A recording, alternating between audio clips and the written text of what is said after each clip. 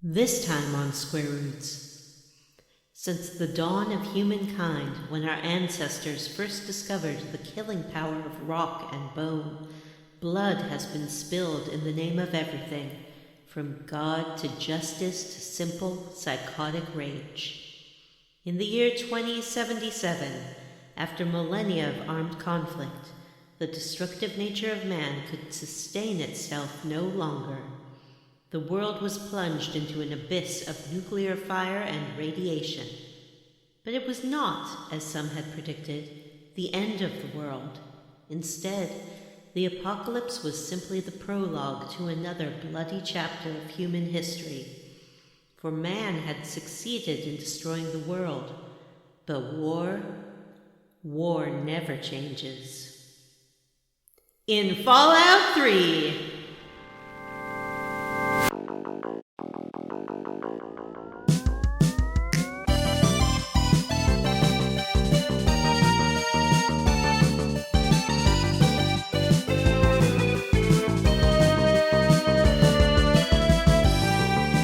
And welcome to Square Roots, the classic RPG podcast. My name is Jim Banks. I'm joined by Matthew Van Zant.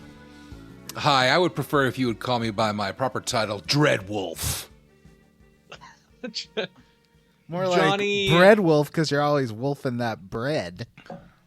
Wow, thanks for calling me fat, John. Johnny Brayley Ewers, Brandon. Brayley Ewers?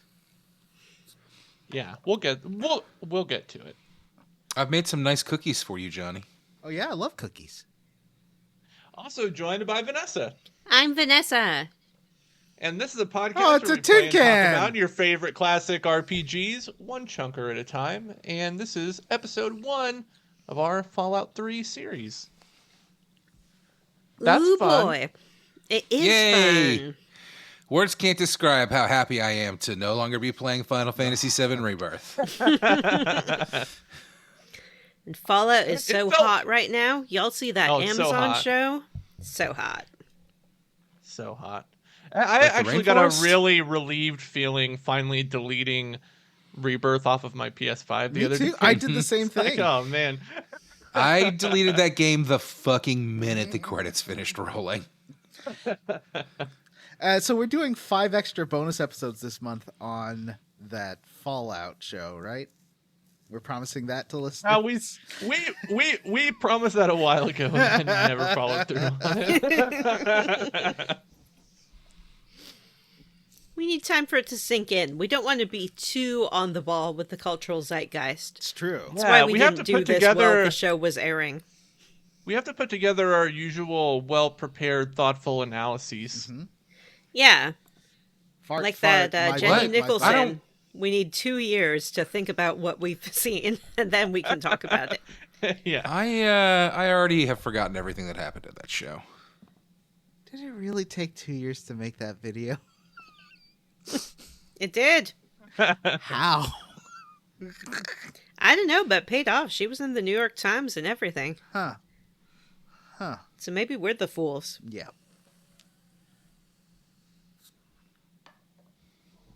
Jim, what do we do on this show? Already said it. Who do we you do know, it with? we're a classic RPG podcast, but we also, another thing that we do is tell our listeners about the hot gaming news of the week. Ooh, boy. I got some hot gaming news. Clear the Yeah. floor. I'm taking center stage to talk about Dragon Age. We just played that. This time we're talking about Dragon Age Veilguard, formerly known as Dragon Age Dreadwolf. And we got some new trailer and gameplay footage. I saw the trailer. I So- haven't seen the gameplay footage. Gameplay footage looks good. It looks a lot more action-based versus turn-based, as was sort of the trend with Inquisition. It showed us our old friend Varric. It showed us some of Tevinter. It showed a customized player character who was a rogue who could Named Rook. switch pretty seamlessly between ranged and melee attacks, it looked like. And it showed us some Solus. Our old I think it friend looked like Solus. a cartoon. It looked like a cartoon for babies. Wow. It does look a little bit cartoony. I do agree with that. It also has a lot more color than the series traditionally had. But I'm fine with that. I just want to be with my Dragon Age friends. I like that everything is not green like it was in Inquisition. Like, everything was green. I'm sorry, you seem to be forgetting all of the brown. Yeah, it's green and brown. I liked all the neons. Like, you see a lot of, like, neon pinks and purples and blues in the gameplay. Yeah, I mean, I like we that a saw lot. we saw that in Inquisition with the veil, with the rifts. I think Maybe this is just a continuation maybe it of just that. looked a lot shittier in that game. Well, there's more. But there's more going on here, and it is very like neon. And also, they're in Teventer now, which I thought looked much more like technologically advanced than we've seen before. It does look It is. like a Bloodborne-y. Maybe they have the internet. Do you think that Varric looks like Alan Wake? Because I do. No. I'd say John Wick was a better comparison. Yeah, I could see that. I think you're so obsessed with Alan Wake that you just see him in everything. Yeah. Oh man, I gotta put that in my level up. More Alan Wake. Write that down. I think that I was looking at an article about like the first hour of the game. It looks like there was like a little more than we saw. Somebody saw like the first hour of the game, and there's a picture of like, I don't know if this is from the game or it's probably just promotional materials, but a picture of what looks like the full set of companions. Guess who's not there? Inquisitor? Varric. No. Well, I think we knew that he wouldn't be a companion from the companion trailer. Hasn't he been? I guess that's true. Hasn't he been a companion in all the games? Not not Origins. the first Hmm. Or Okay. Awakenings, if you consider Anyway. that a game or not. But I do see Scott Harding in that mix, so that's pretty fucking exciting. Yeah, it's nice to have at least one person carrying Is that over. Isabella? No. Okay. There is a but- picture in this article as well that I shared that shows some like later stuff with the menu and like the abilities, and it looks pretty fucking detailed. So that's cool.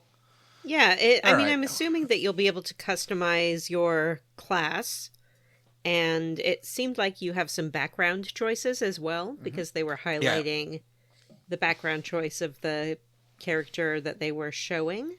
So that's exciting. definitely Makes says- it kind of like Origins. It definitely says you can choose. It is going to be a customizable character. You can choose the race. You can choose the same classes from the last game. And gender, of course. Yeah, it looks like. Yeah, it looks pretty good to me. I'm really excited. I think the combat looks a little more action oriented, but we also don't see a ton. I don't know that I don't like hate the idea of your attack not being on a timer, basically like it was in Inquisition. But I also don't want it to be too much like fucking Final Fantasy Rebirth. So. From what I saw of the gameplay footage, it looked like the arrows were on a timer in a funny way. Like he had 8 arrows, but then that would refill slowly over time. So you can't always be arrowing. I do always kind of complain in these games that like I would like to just be able to swing my sword around when I want to and not have that be like a fucking, ability. Like just let me swing my sword a little. We'll see. Yeah. It's too early to really even know. You guys didn't play as the warrior in Inquisition, did you? No, I played as a rogue. I don't know. There if were I some ever have. really good abilities that let you a lot of cool sword swingy stuff. Right.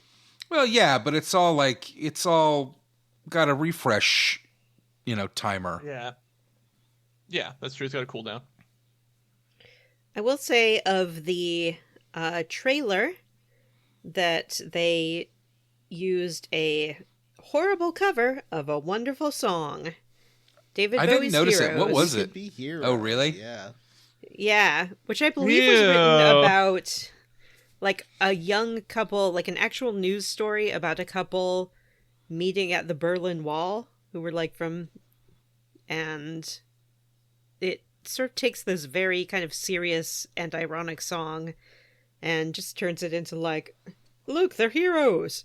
They're actual heroes, guys. Mm-hmm. I feel like that's the modern usage of that song. Like, why do all trailers need like a slightly dissonant, slowed down version of a pop song? Like, why is that the thing? Because it's intriguing, John. Is it? Well, and they also are gonna like inevitably they misuse it, right? Like Gears of War famously had that Mad World song. Yeah, that was a great, that was a good commercial trailer. rocks. That was a very good trailer.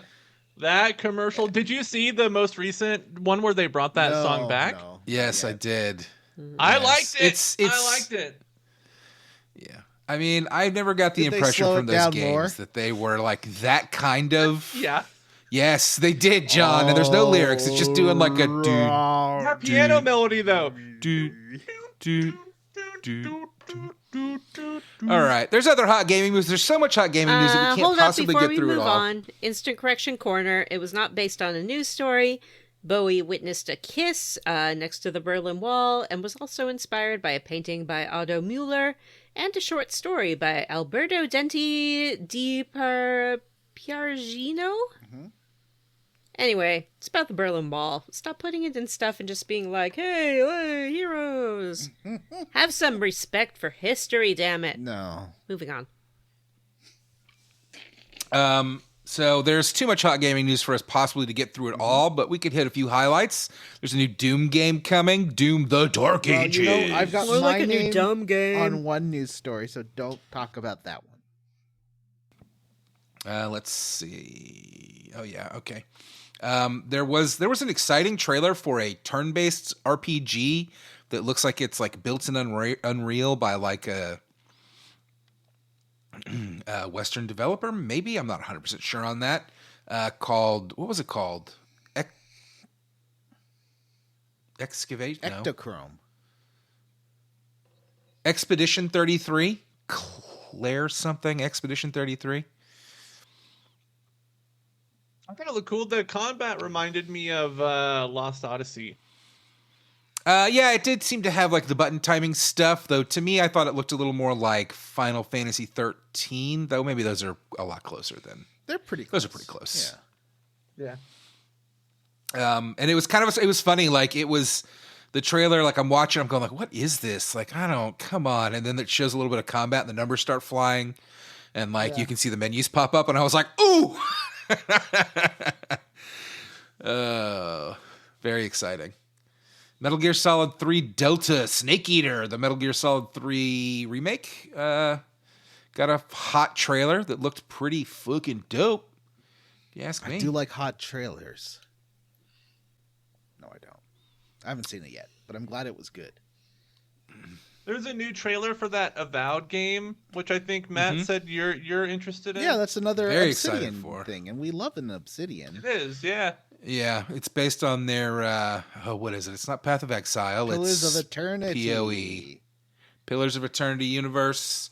Looks very much like an Oblivion Skyrim-like, which I'm super into, but more like colorful and weird and less kind of generic fantasy like the Elder Scrolls universe is. I'm pretty super duper into that. If you guys are so into Obsidian, how come you haven't played Pentiment yet? Yeah, or Torment. Or no, the other one. Yeah, Checkmate. Vanessa's gatekeeping Obsidian games again. Vanessa, one of Vanessa's favorite games is Alpha Protocol. It is my favorite game. Mm-hmm.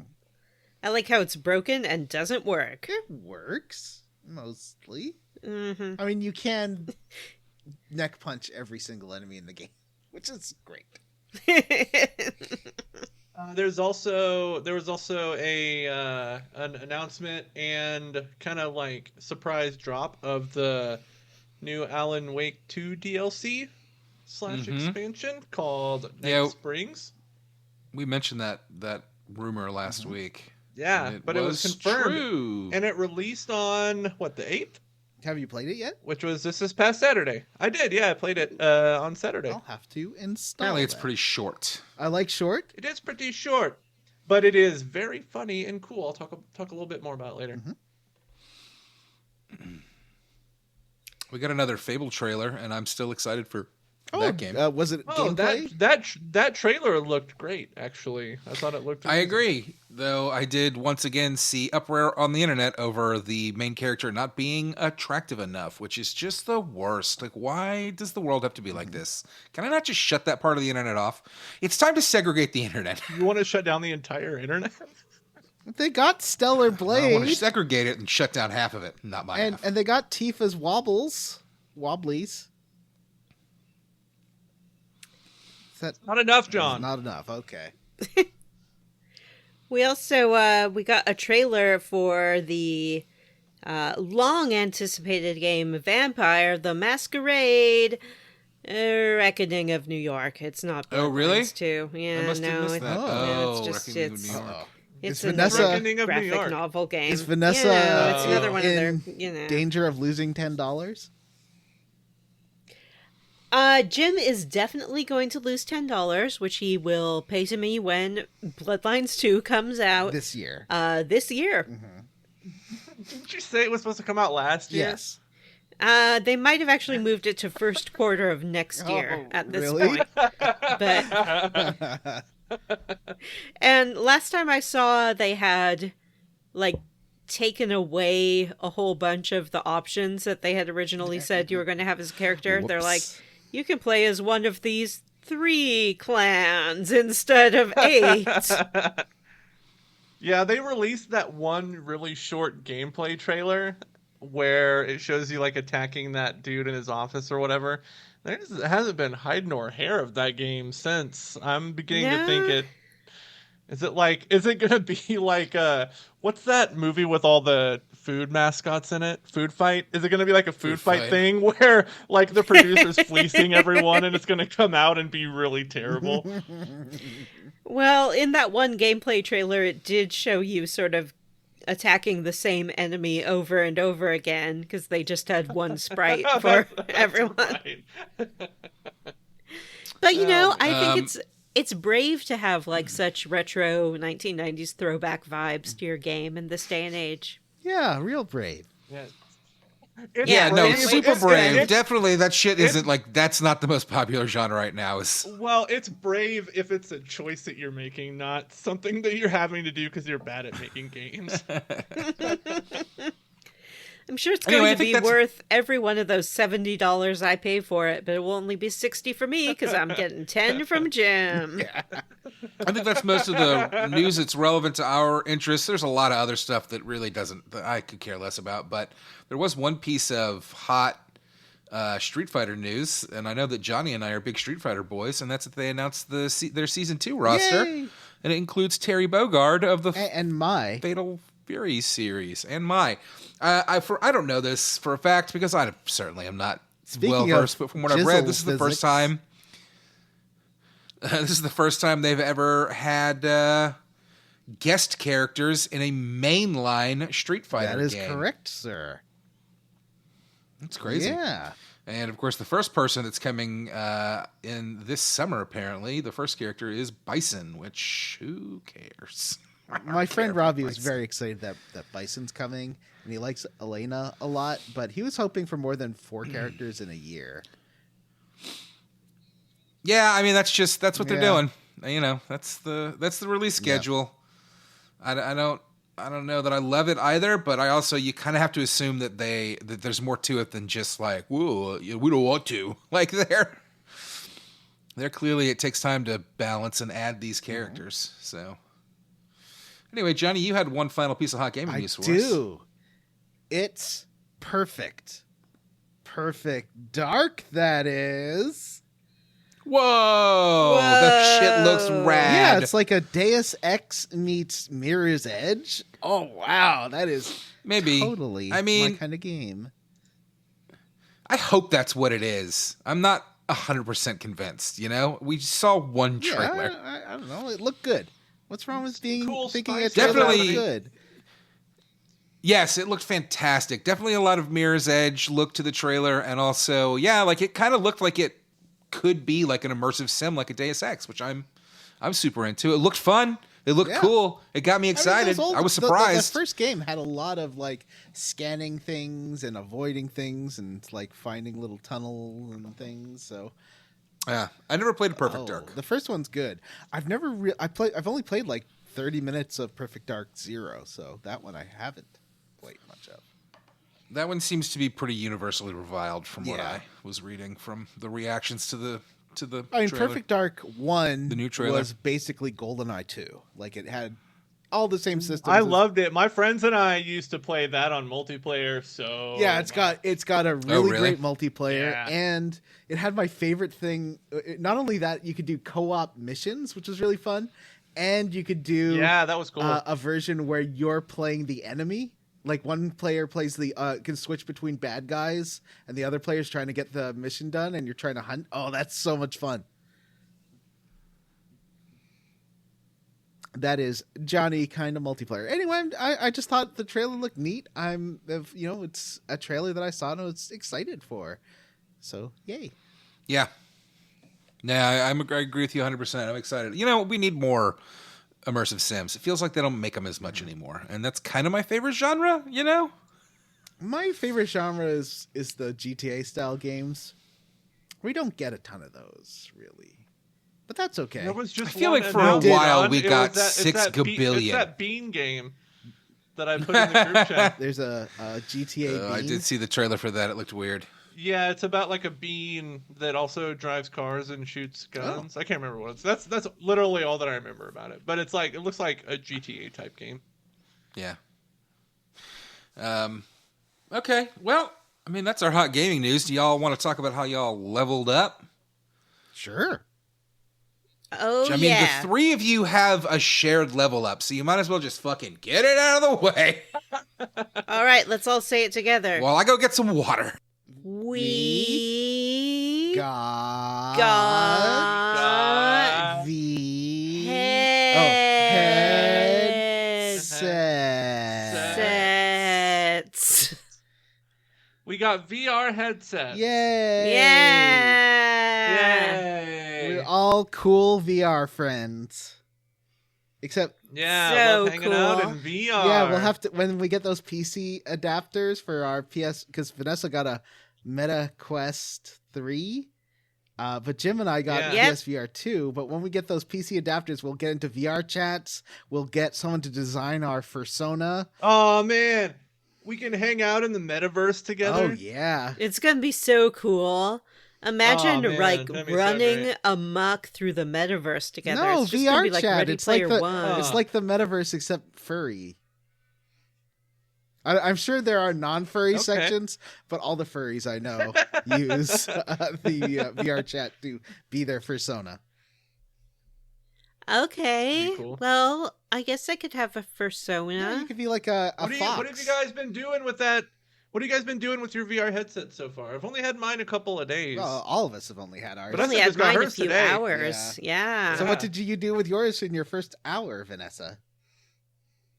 Oh, I went on YouTube and looked up the Taskmaster 360 videos that they did for contestant interviews a while ago. And I just sat in the middle of the Taskmaster living room and stared at Alex Horn through my VR glasses. Was it like you were there? It wasn't creepy. It was cool and fun. It was like I was there, only pretty small. Oh, okay. What do you mean pretty small? Like the size of like a mouse? Were you like really teeny tiny? I would say more the size of like a vase. Small child. No. Maybe a small child. No, I think more like a vase. Huh. How did it feel being teeny tiny like a vase? I felt fine with it. I did feel like the people were a little bit in my personal space, which wasn't great, but happily they weren't staring right at the camera. They were looking at each other. I think it actually would have made me very uncomfortable. Do you think if they were just like Matt a big face trying looking to right at sass us by reading Dealing with Dragons right up into the camera while vaping? Yeah. Is that like a sassy read? He's trying to show us that he doesn't... I don't know what you're talking about, and I'm not jealous at all! He's upset because he didn't get a headset, so he's trying to show us that he lives in the real world, not in virtual reality. He's retreating to the second dimension. Yeah, he's like, I already have virtual reality. It's called my imagination. Yeah. Excuse me, it's the world's original virtual reality. Books. And he's not reading it on his Kindle. Said your conservative uncle. Yeah, wow. So Vanessa, is that all you've done so far? Is live in the Taskmaster house? Yeah, basically. She literally got it like didn't really an hour before we started recording. So yeah. It came, and then I have to have my pre-show nap, of course. So I really had to just kind of put it down and come up here and go to sleepy bye. I fiddled around with like the demo game that came with it a little bit, but I haven't tried Azura's Wrath, which also came with it, which is supposed to be a pretty solid RPG. Asura's Wrath? I think so. Oh no, wasn't Asura's Wrath that old game from? That's yes, the one this is a different game. Play as like the god that's like can punch people. Yeah. This is a new game. Oh, this is a new game. Is that the one that was on the box? Yeah. Yeah, okay. So Jim also got it. And Jim, what has Jim been playing? So I got mine on Saturday, and I hooked it up, and I couldn't play it. One of my controllers, it would connect, and I could do all the mapping and stuff. Like, the controller worked fine when I was doing, like, PlayStation stuff, but every time I got into a game, my right controller... the R3 button and the R2 button did not work in any game. So like I couldn't play anything because that's like the trigger button for the two games that I had. So I had to Google like all these fixes for it, tried a bunch of stuff, it didn't work. Eventually I found a Reddit thread where someone from Czechoslovakia recommended this fix that he said someone from Sony support told him, and it involved me booting up my PlayStation, my PS5 in safe mode, but there is clearing my entire what's that? Encyclopedia Brown spots a problem. There is no more Czechoslovakia. There's Slovakia and the Czech Republic. That's a Czech Republic then. Jim's Sorry, I don't know my Eastern European Central. Eastern European Let's geography. call it Central European. Okay. But apparently, so I had to boot up my PS5 in safe mode, clear the software cache, delete the controllers, reset them, resync the VR, and resync the controllers, and now it works fine. Now, syncing the VR, why is that the most impressive part? It is like when the augmented reality stuff kicks in, like when you're looking around your room and it's mapping the surfaces of your ceiling and your walls and the floor. That's super impressive. And when you're creating your play area, you use your controllers, you press the trigger, and it lets you force the boundaries of the play area out so that you can maximize your space in your room. It looks amazing. But I was really excited once I finally got my setup working because I played some Resident Evil 4 VR, the Resident Evil 4 Remake VR, and I played that Walking Dead Saints and Sinners game, which I had heard is like amazing. And both those games are super cool. I would say that the Walking Dead game is actually way more immersive than Resident Evil. They're very similar in how you like... You know, you pull a gun from your holster on your hip and you have to eject the clip and reload it and cock the gun and all that stuff. They're similar in that, but you get more like your field of view is bigger and feels more natural in Walking Dead, but both of them are super cool and I'm really enjoying playing them. So I'm having fun with it. John, what have you done with yours? Well, I guess mine had been sitting on a shelf for a year and a half, so I had to like charge the controllers before it even let me do anything. Oh, me too, yeah. But when I got it working, all I've done so far is play Gran Turismo 7. I like it, and you know how I have that steering wheel I got a couple of years ago?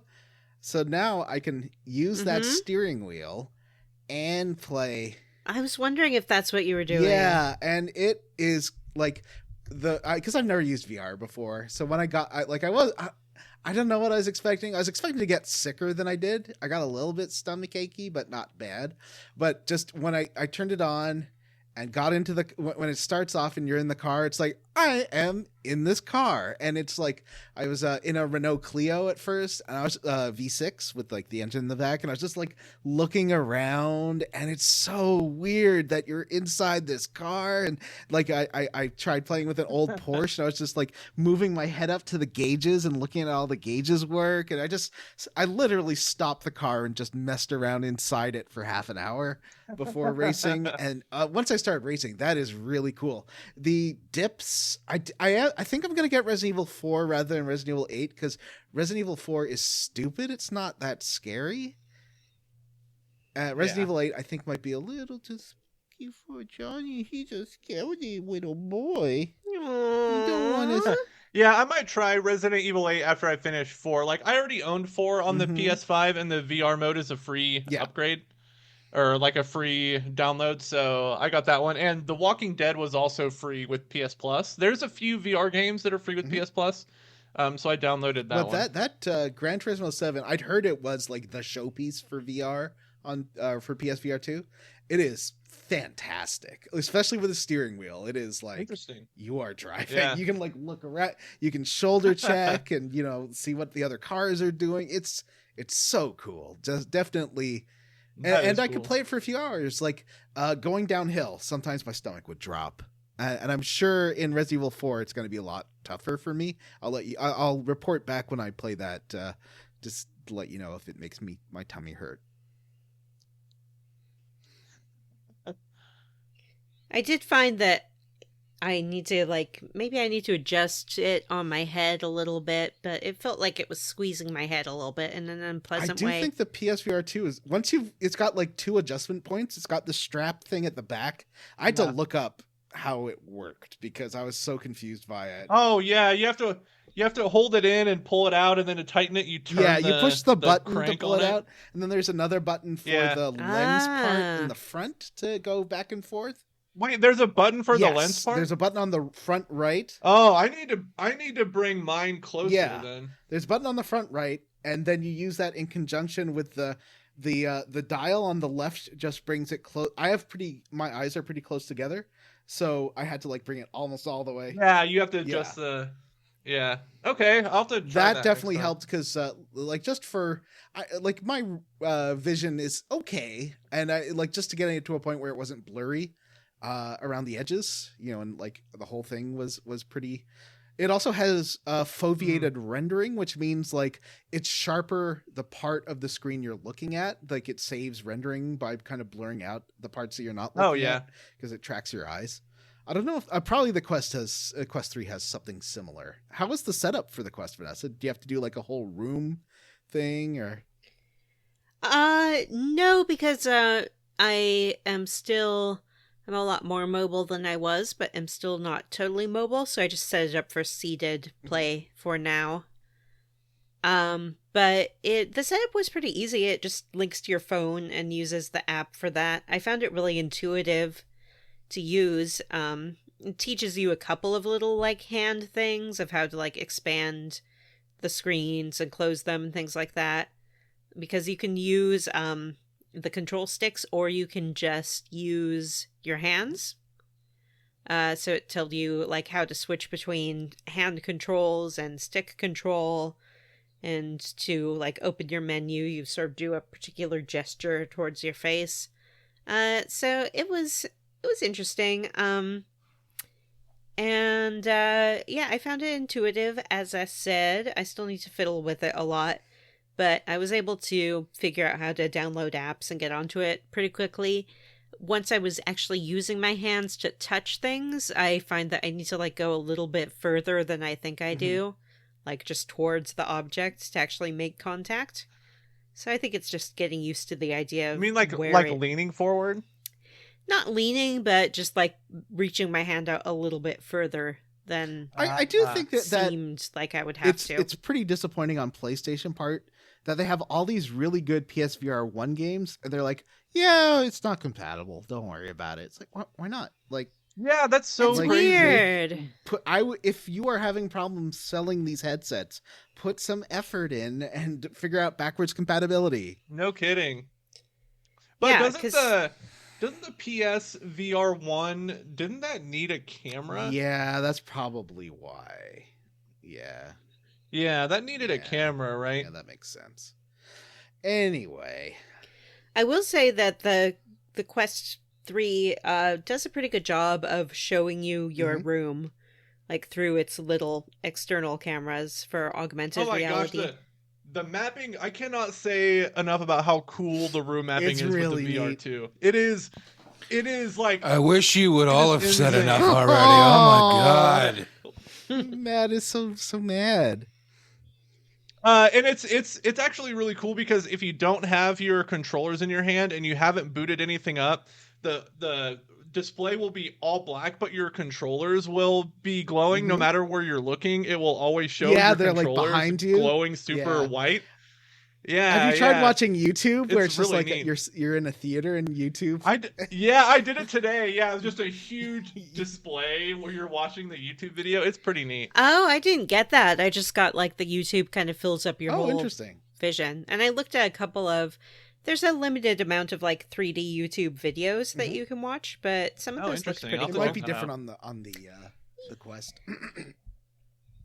Yeah, I heard the Quest has a really cool Google Earth app where you I haven't you set can that look up at yet, but any I'm, place on Earth like virtually. Oh, wow. which yeah, that sounds I'm pretty really awesome. excited for that. Yeah. That I think, Yeah. and I think that Vanessa's mom will enjoy that too. Yeah, I've heard that's really, really cool. Yeah, she tried watching a little bit of YouTube on it, and she liked that. So I can't wait to try Beat We'll Saber see, when the adapter comes out. yeah, I want to do that too. Yeah. but I definitely think we should look at like what we can all play together, like Star Trek Bridge Crew. How cool would that be? That would be so cool. That could be Q. Yeah, he could pop in and be like, "Get a book," and then pop out again. He's giving it a I thumbs think if down. you give a thumbs down, it can Well, do something, right? No, thumbs up does something. Like it'll do a little thumbs up. Thumbs yeah. up does. It does for Johnny, but not for me. Well, Johnny has the deluxe zoom. I wonder if it's it might be a Apple thing. Anyway, No. I also, in addition to getting the VR headset, listened to a podcast called Sold a Story. It's a little bit of an older series, but I highly, highly recommend it. It's about Is it in reading VR? literacy in the United States. It's not in VR, it's in your okay, ears. I don't know if you can listen to podcasts on your headset. I don't see why you couldn't, but I don't know if it has an inbuilt app. All the hosts appear as 3D models around, and you're like watching them talk. Yeah. But no, it's about this shift from teaching phonics to this sort of new style of teaching reading, which it turns out in retrospect doesn't really work. And so you have essentially a generation of kids who are taught this new style of reading, and it didn't work for them. It didn't really teach them how to read. This method seems to be based on, rather than learning like phonics, so how to sound out words, you learn how this three-pronged method where you look at the picture and see if you can sort of guess what word would fit, and then look at the first letter of the word and see if you can think of a word that would fit into the sentence and make sense. And then I forget like the last one. contextual learning. Yeah, but like purely contextual. So they had this one lesson where the teacher covered up one of the words in this book, and they were like, Sam and Pam have run away. Their parents will blank them. And then it's like, what makes sense here? And it's like, well, that's not even reading. That's just exactly inferring a word. Yeah, it's not actually reading. And and it's really been proven to be pretty detrimental. So a lot of school districts now are banning it. Like states are passing legislation to completely outlaw this method of teaching. and it's really interesting. I highly recommend it. Sold a Story, wherever you listen to podcasts. It's like 10 episodes. But it's great. If you're at all interested in education or literacy, I recommend it. Jim, do you have any other level ups you want to talk about? Yeah, I have a couple. I went and saw the new Bad Boys movie and thought it was pretty bad. And it's a really deeply weird movie. In it, I know you guys probably don't care. Listeners, if you care about what happened, the setup for the new Bad Boys movie, I guess skip ahead. But Martin Lawrence has like a heart attack in the beginning, and he has like an afterlife experience where he talks to like a dead guy and he knows everybody's future, and that's just something that happens in the movie. Multiple characters get prophetic visions that end up becoming true. And it's fucking weird. It is a weird movie. That sounds terrible. It's very, very bizarre. Very strange. Like Martin Lawrence becomes like, he's like a new age like prophet, but also he's like obsessed with eating candy and like drinking sugary drinks, which that's a character, I guess. I don't know. Not a very good movie either way. I got the Silent Hill 2 Enhanced Edition running on my Steam Deck after some tinkering. And man, playing Silent Hill 2 at 60 frames per second with all the updated like fan-made textures and stuff, super amazing. The game runs so good. My tendrils of 60 frames per second admiration are working my way into your brain like a Cthulhu. Oh yeah. Yeah, it feels so good. So good. And I mentioned it earlier, but I did download and complete the Alan Wake 2 DLC, Night Springs. I can't wait. It's pretty silly for the most part. Silliness. It's hard to tell. Yeah. It's funny. Like the first episode is fucking hilarious.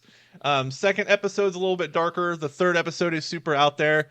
But all of them are great. They're super fun to play. They're silly and weird. And potentially have really big lore implications for the Remedy-verse. Remedy's kind of shared universe of games. So, John, I think you'll be really excited by some of these and episodes. 2 out of 3 of those actors, at least, are going to be in the next game we play. There's a lot of Sean Ashmore in the DLC. A lot of Sean Ashmore. I'm glad, because I would have been sad if it was like a lot of Sean Ashmore. Or a little Sean Ashmore. That joke didn't work. Matt, could you edit that joke so it's funny? Yeah, I know exactly what to do. Can you add a laugh track? Exactly.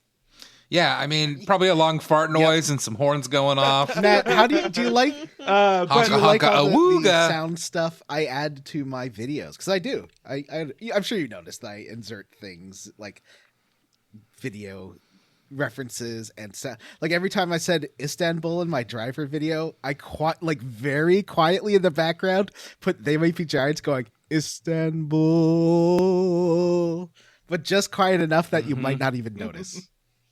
Yeah. So Alan Wake DLC, it's great. John, I think you should play it. Matt, I think you should play it, and we should talk about it because it's super. Well, Vanessa will play that and the entire game in the next 2 weeks, so we could talk about it on the bonus.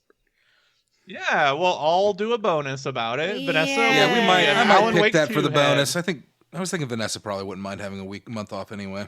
I definitely would not. Are you gatekeeping And I want to play Vanessa? it. Are you saying she can't join us? Are you saying that's too much of a gamer game for Vanessa? It's too much of a gamer game for me. I can't play it. My ankle's broken. Your uterus won't let you? My uterus, help. You're walking on it now, so I don't think it's Don't broken walk on anymore. your I think that uterus. excuse is dead. I'm walking on my uterus. Oh no.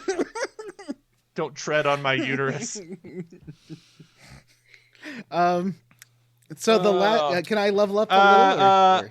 Oh yeah. Just go ahead. a little thing. I did make a bit of a splurges. I found out why the car guy stood me up last time. It was because I hadn't switched off like the do not disturb on iPhone. iPhone do not disturb is hardcore.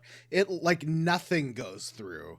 Well, on an Android, it's like you'll still kind of like your phone might flash a little and like maybe buzz a tiny bit, but on iPhone, it's like nothing. And so I didn't realize, because I've been going back and forth between my two phones. I'm getting my Android phone fixed because the screen got cracked. And anyway, I have a car. A Toyota BZ4X.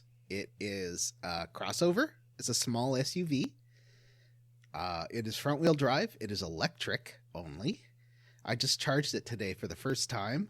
That was I see why people find charging kind of annoying, because I did have to go to 3 separate stations to find one that was working and that wasn't taken. I feel like this is something you might... Never mind. You know what? I'm not going to say it. I'm not going to say that you might want to have investigated this before buying a completely electric vehicle. It's, you know? It's just one of those things where normally I'm going to be charging in the middle of the night, where there's not going to be as many people fighting for spaces. Oh, yeah. That makes sense because of your crazy schedule. Yep. But honestly, once I found a charging place, it was fine. I just, plugged it in. I finished doing the minefield stuff, and I finished the blood ties quest. Actually, no, I didn't find Lucy. Where does Lucy go? Well, we'll talk about that in a second. But yeah, even this is a lower powered EV. It's only 200 horsepower. But holy crap, when you step on the accelerator, it just knocks you back, even in this like smaller engined EV or smaller motored. It's fast. That thing is very fast. And you suddenly realize you're going like 70 miles an hour and you're like, oh, well, that's too much. That's too fast. And you have to slow down. But yeah, it's cool. I'll tell you more about it another time. I don't want to go on. We've had a super long thing, and Matt's just like, look at Matt. He is so ready to level up right now. He just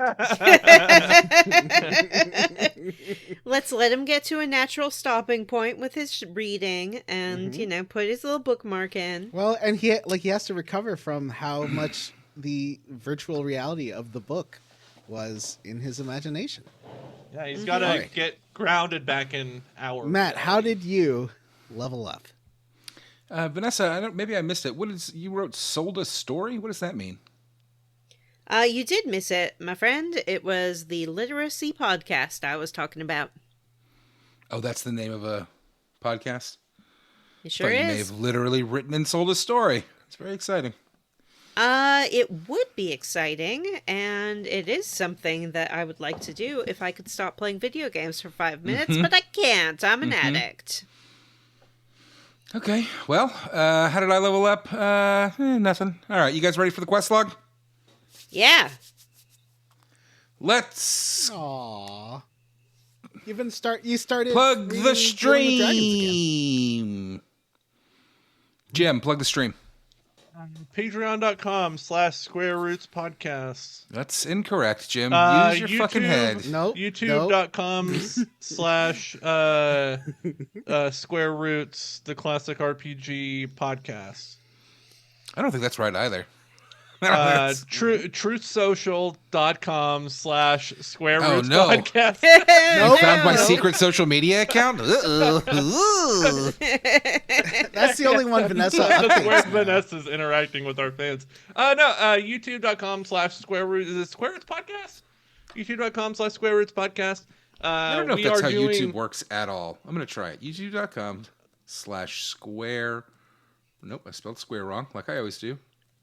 It used to work like that. Like, you used to have the option for custom URLs. Nope, that did not work. So basically, you just have to find us on we are at Square Roots Podcast or something like that.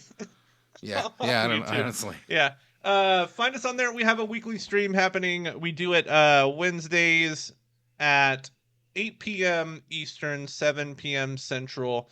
Right now we are playing... Yeah, ish. Right now we are playing Chrono Trigger. Tomorrow we will be streaming part 6 of Chrono Trigger. We're going to be fighting Giga Gaia again. So by the time listeners you hear this, he means that on Wednesday we'll be playing part 7. Yeah, that's true. And so this series has been Matt, Johnny, and me. It's been delightful playing Chrono Trigger. It's been super fun. Come check it out. We love talking to our listeners and super active in the chats. Come hang out with us for a couple hours and play a fun old RPG. Mm-hmm. Next up, Johnny is going to play Phantasy Star 1, and I am super excited. It'll be fun. Mm-hmm. No. Not this soon. week. In a few-ish weeks. Next season. And I know that Galani in the from our Discord and from the chat and whatnots has been playing Phantasy Star 1. In fact, I think he played the entire thing and was talking it up, so I'm excited to see it for myself. Cool. Well, that's our stream plug. Mm-hmm. Thanks, everyone. Like and now subscribe. It's time for the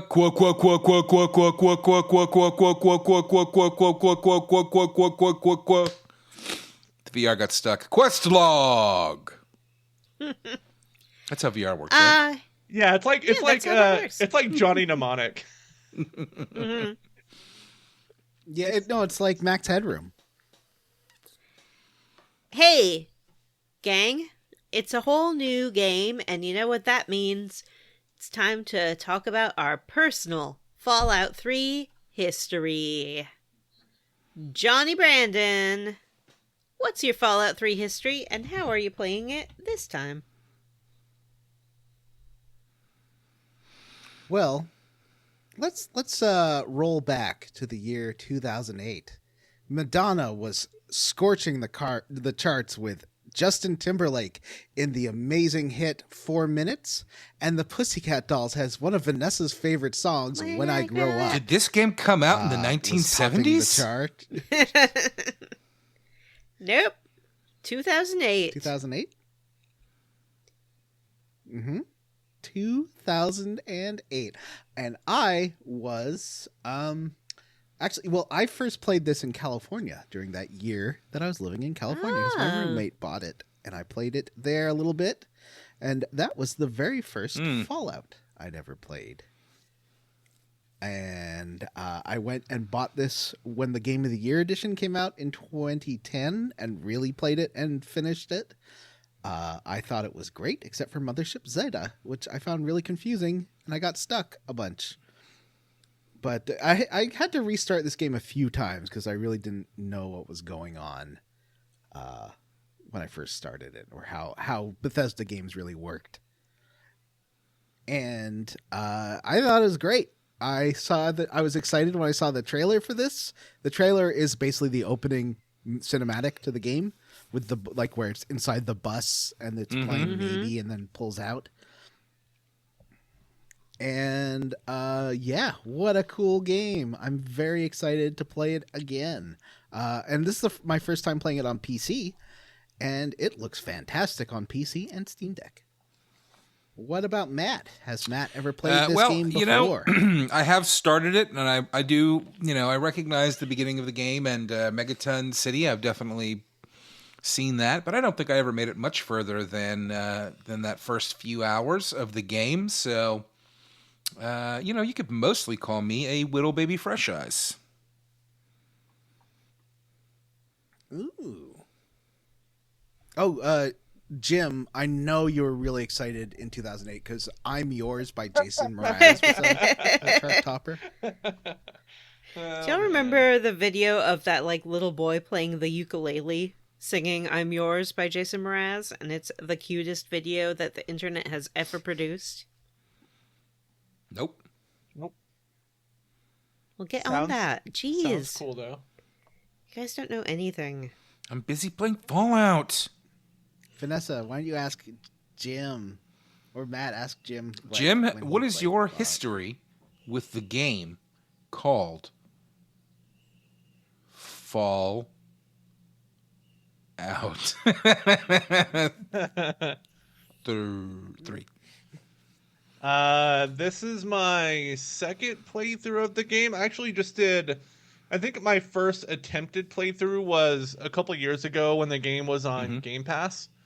And I downloaded it and played a few hours, got to around Rivet City, and thought this game is too stressful and hard because I never had any resources.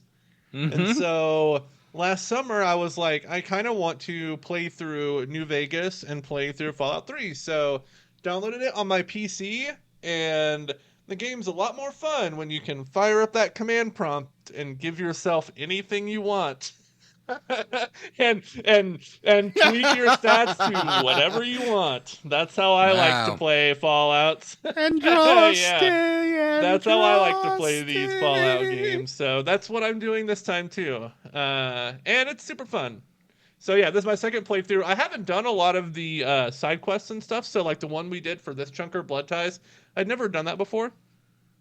So it was a delight. I'm excited. Vanessa, do you plan on having us do like one of the bigger named side quests in every chunker? I have a suggested side quest per chunker. Yes, I do. Okay, I like that. I want to have a Vanessa curated Fallout 3 experience. Yeah, that's what I'm able to provide. Good. That's exciting. Are we all through? We all through initial Nobody's thoughts? asked me. Not Vanessa. Vanessa, We what's your fucking history know. with the game? You've already finished the game. Well, that goes without saying. But what doesn't go without saying, this is a big reveal for people with their Vanessa notebooks out there, so brace yourself. In 2008, when I played this game, I was doing an internship in Washington, D.C. Wow, and it was too scary for you? You couldn't play it because you were like, this could be me. No, I loved it. And my commute took me next to the Jefferson Memorial every day, which plays a significant part in this game. And through the metro tunnels, it was very weird and a little bit surreal, but I also loved it. And It was my did first you have Fallout to game. fight off rad roaches and feral roamer ghouls when you commuted to your job in DC? I have seen a lot of rats in the DC subway. I wouldn't say that I fought them off per se, but sometimes they look at me while I'm looking at them, and that's always a little bit uncomfortable. Aw, Yeah, you're, like, connecting with wildlife. with vermin. So yeah, I this was my first Fallout game. I really hadn't played a lot of like shooters at that point and was reluctant to do so, but I learned about the VATS system and thought that that sounded like something that could be accessible for me as a player. And it was. And I don't really use it anymore because I've gotten better at video game. But I still will fire it up from time to time and do a little VATS shooting in addition to actual shooting. I pretty much almost always use VATS. Yeah, it's basically a way of turning the game into a turn-based experience. Yeah. And there's so many bottles of Nuka-Cola Quantum around. Oh, really? And that gives I you didn't like realize it did super that. VATS. You know, the action point system carries over from the original Fallouts. But in the original Fallouts, like, even your movement was determined by your action points. And frankly, that shit was obnoxious. Mm-hmm. Oh, I guess we did play Fallout 1. You all know that. Yeah. Now we're just running around and shooting when we please. I was sending a message to the group chat really aimed at Jim and Matt saying like, oh yeah, by the way, don't try to do all the survival the survival guide quests at once because you know that takes the whole game. And Vanessa's like, yeah, I know, I've already done like I'm up to chapter 2 now or something, and I'm like, I did like the first one, and I was like, God, I'm glad I have God mode on. I would have got destroyed. I tried to play it without God mode on at first, and I immediately got destroyed by a giant Yaogwai and some drifter guy. What? No, I tried to do you have to go to the abandoned grocery Super store. Duper Mart? Yeah, Super Duper Mart. Yeah, I didn't There was find a any Yaogwai out front any that attacked me Yaogwai and killed me. There was a Yaogwai. There's a death claw. There is a death claw. It is randomly generated, played. that sometimes there's one thing, sometimes there's Oh. another thing. I do sort of suspect fuck is that a the Yaogwai? drifter and the Oh. Yaogwai that Jim is talking about was like the kindly Bear. merchant with the Yaogwai pet who doesn't attack you unless you attack him first. But Jim hasn't confirmed that. Oh. Well, I don't. That's Okay. Well, that's possible because I killed the Yaogwai, and then the drifter was like, "I'm getting out of here," and I was like, "No, you're not." Oh, Jim. See, when I got to the Super Duper Mart, there was a guy fighting a Deathclaw, but the Deathclaw was almost dead, so I just sort of took some pot shots as those two were fighting, and he survived. I saw a survivor Killed running that from Deathclaw. some rad scorpions outside the Super Duper Mart. No. Oh, interesting. But before I didn't we get have to the anything Super interesting Duper... happen at the Super Duper Mart. Aw. Before we get to the Super Duper Mart, we have to get Super Duper Born. That's right. It's time to start the game. And like all good Yay! stories, you have Virtual cervix. Can you imagine this game in VR? like all good stories, you start from your mother's perspective with her legs up in the stirrups as she's squeezing out baby you. Mm-hmm. I thought it was Coming your out of the cervix? perspective. No. Where do you think the cervix is? Yeah, you're like, I don't know. Like the end of a No, water I'm pretty slide? sure it's the mother's perspective, especially because then we see the baby. Oh, we do. Do we see the baby? Yeah. I don't think that's right. I thought. Oh, it's you weird were because the I remember baby going the down whole like a time. pink tunnel. You don't go through a Yeah. pink tunnel. You see In the VR. legs and knees and thighs.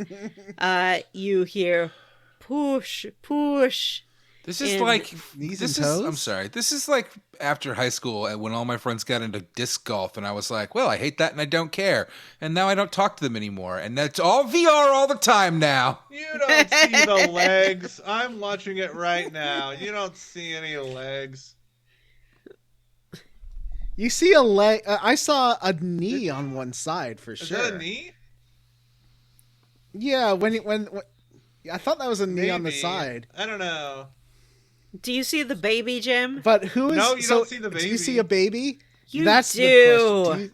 That's don't what I see the thought. I baby. thought it was baby vision. It was baby cam. Yeah. The mom I is thought it off was to the baby, left. Baby vision too.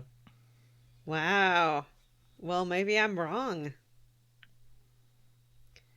Wow, getting off to a great Favorite start. game of all Host. time. And she doesn't even Wrong remember. about the opening scene. Speaking of openings, the baby comes out and is scooped up into the loving embrace of none other than Mr. Taken himself, Liam Neeson. Yay! Neck puncher. Wow, is it really and- Liam Neeson? It Yep. is. Wow. Yeah. And he's like, oh my god, what an amazing baby. Quick, get the television over here so we can scan the baby and see what it will look like as an adult. And this is when you get to choose your name, your binary gender, because this is an old game, so you only get the two choices, and your appearance. I feel like even in like Fallout 76, You may it's be only right. binary gender. But you Yeah. can wear whatever you want. You can wear whatever you want in I this just game. use that option. I have a Your 90. gender assigned at birth, let's say. You assign yourself a gender. What name and gender did you assign? Johnny. I assigned the name Presto. My gender is mustache haver. I'm a magician. I don't know if there's top hats in this game or capes, but I am going. That's his quest. He wants to complete. He wants a wand or a cane. He wants a top hat, maybe a monocle or a mask, and definitely he already has the curlicued mustache, which they could see from the TV. He was going to grow even as a baby. So Wow. Presto is a magician. I feel like this isn't That's the first really magician exciting. that you've roleplayed as. I think we're learning about Johnny's like deep-seated desires. Yeah. I think What if you're a magician? I think being a post-apocalyptic magician is like a Freudian thing for John. I feel like he's just trying to appeal to the Vanessa demographic, and it's working because Exactly. he knows what the people want, and he's willing to give it to them. That's what I like about Johnny. Jim, what kind of name and gender did you choose? I made a Matt. I modeled my character what? after Matt. I made a Matt. What? I thought I Did put you one take in any the screen group caps? chat a while ago when I was making my character. It would have been like a month ago. There's so many pictures in our group chat. It'd take forever to find. I'll see if I can find it. But yeah, I made a Matt. I was gonna try to take another picture last night, but I couldn't figure out how to whip the camera around to see the front of my character, and I didn't feel like waiting for the idle camera. So I had to check on my phone today how to take it with the Steam Deck. I know And how if to you do a press Steam screenshot, and but in the R1 game, at I the don't same know time. how to see the front side of my character with the If camera. you sit down, if you sit in a chair, Oh, I you think can. Yeah, it I is don't sitting know in down. this That one. turns the idle camera on, right? Okay, yeah, I should do that. Right, But yeah, I made okay. a Matt. Yeah. My character looks like a complete psychopath. I'm dressed like Michael Myers, and I have a bulletproof vest on, and I have a hockey mask over my face, and I roam the wastelands with a just not I'm wearing right now. with a sawed-off shotgun, murdering most people I see. Sounds like a Matt. Yep, total Matt. Speaking of total Matt, what kind of Matt did you Matt? My Matt's name is Vanasty. Oh no! Oh. Yeah. And I am playing as Vanasty, now that I think about it, she should be like the nastiest lady in the wasteland, but instead I was just kind of playing it Vanessa style, like just being really nice She to needs everybody. to be a real and nasty making bitch. making everybody like me a lot and doing all sorts of helpful things for people. That's it. Well, it's not my that exciting. my Matt is named Vanessa, and she's really nice, and she wanders the wasteland doing all kinds of helpful things to people. Presto's a lady killer. Like Vanessa is a figuratively black or widow. literally? There's a trait Okay. you can take. I thought you meant you were a lady murderer. I mean, you are going to end up murdering a lot of ladies in this game. It's true. Men too, it's equal opportunity. Smash cut to our toddler years. Liam Neeson's teaching us how to walk, and he's, in his gentle... Oh, there's Bible He's got quotes Bible quotes on the desk. desk. One in particular, John 2:16 or something like that. It's about water. 3:16? No. And it's 2:16 in the game, but I don't know what book it's Revelation 2. No, it's Revelation 2:16. It is, I am Alpha and Omega, the beginning and the end. I will give unto him that is a thirst of the fountain of the water of life freely. Ah. Okay. And other so maybe normal it's just stuff like, people say. Maybe it's less.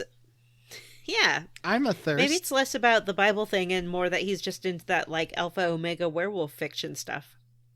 Yeah, he's the taste alpha of the vault. And he opens his loving arms and encourages you to walk towards him, and this is when I realized that Bethesda wants me to be attracted to my own father in this game. It's a weird choice, but I don't think they would have cast Liam Neeson to voice the character if that wasn't the case. So I'm... Let's just say Vanessa is I using didn't get mods that. that are not supported by the developer. She gets all sorts of Why, warnings. Vanessa? when she Why picks up did your her father save. get stuck in the washing machine in the wall? That's weird. An FBI Stuck in warning the flashes water across the purifier. screen when she turns her game on. We're coming for you. Yeah, it's the Stepdad mod. Oh, did you mention that your mom Oh yeah, died she's dead. During childbirth? Disney You Yeah, got to be a little she- baby yeah. too. I like when you got to be a little baby and you were walking like around the little baby room. Yeah. Oh, okay. Well, she's talking about that right now. But also the face of Liam Neeson is based somewhat on what the choices you made for your face were. So if you made a really matte like Matt, he's gonna have a lot of matte qualities to his Matt. Jim, did he matte? Sorry? Not Did as much Liam as I Neeson thought look he like would Matt be. I as feel like well? it's almost like Because- Uncanny Valley the way that he looks. It's like they put like my Matt character model through like a weird AI generator and it spits something inhuman out. It looks very strange. Matt in Panovision. So he has us walk over to him, then he, like a responsible parent, leaves us locked in our little baby cage while he leaves the room, but you can immediately bust out. Vanessa, it's okay to leave your kids alone for a few minutes. You bust out, you find the You Are Special book, and this is when we get to choose our stats. Fun. Yeah. I'm gonna see. I wanted to challenge myself to see if I could remember what the special acronym stands for. Let's see. Oh yeah, let's see. So I'm gonna attempt to do it right now. S for strength. Yep. Yes. P for perception. Correct. Yes. E for endurance. Yes. Correct. C for charisma. Mhm. Yeah. I for intelligence. Yep. A is the one I always forget. A for anal. A for acting. Aptitude. Nope. I don't know. What is Nope. it? Think about acrobats or It's someone agility. who's very It's good at agility. parkour. Agility. Yeah, And then L for Licking. for Laziness. lactation. Lactation. Looks. Looks. It's for luck. Jim. What does the L Luck. stand for? Luck. Luck. Lust. Lust. That's what Vanessa stands for. Yep. Lust for dad. Ooh. Oh. I guess having daddy issues is pretty special. In these Fallout games, I always like to give myself 9 intelligence because the more intelligence you get, the more skill points you get But per you also level. like to be beloved. I don't so go you need for- to put a lot of stats into charisma, right?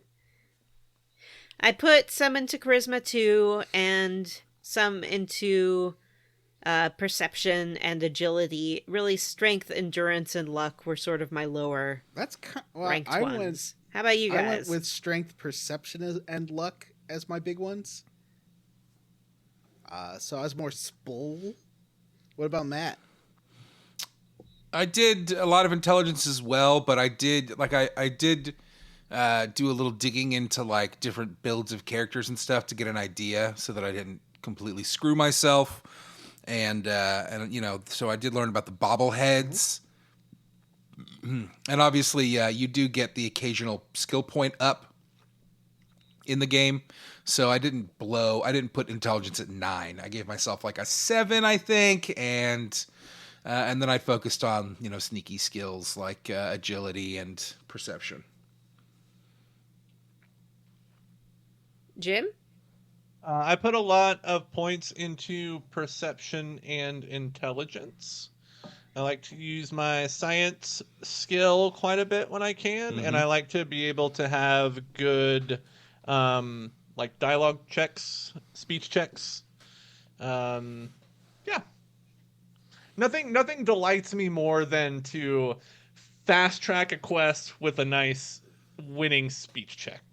Yeah, I agree with you, actually. And that was something that I learned in New Vegas, was how fun it was to just be able to tell people to stop, and they'd be like, "Oh, okay, I guess I don't want to kill you, and I I'll did do that whatever you say." multiple times in the Blood Ties quest. Like, when you first go into the train place, I was like, "Hey, I'm supposed to be here." And he's like, "All right, go on." See, for me, I get to... Sounds good to me. I'm like, hey, look at these guns.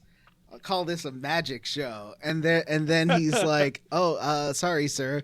So yeah, I've been strength, even though I can't speech check, I have been strength checking my way through a lot of stuff. Surprising amount of stuff. I mean, That's Nice. it sounds almost like it's an intimidation. Yeah, for sure. 100%. Yeah, you're threatening Like somebody. Jericho, I flexed for him, and he's like, "Oh wow, I'm glad someone stands up to me here." And he like opened up to me because he was being a dick. Anyway, we'll talk about that. That's nice of him. I Yeah. like breaking into people's computers and learning all their dirty secrets and then using them against them. Okay, so Vanessa, did you tell us your... Yeah, you did.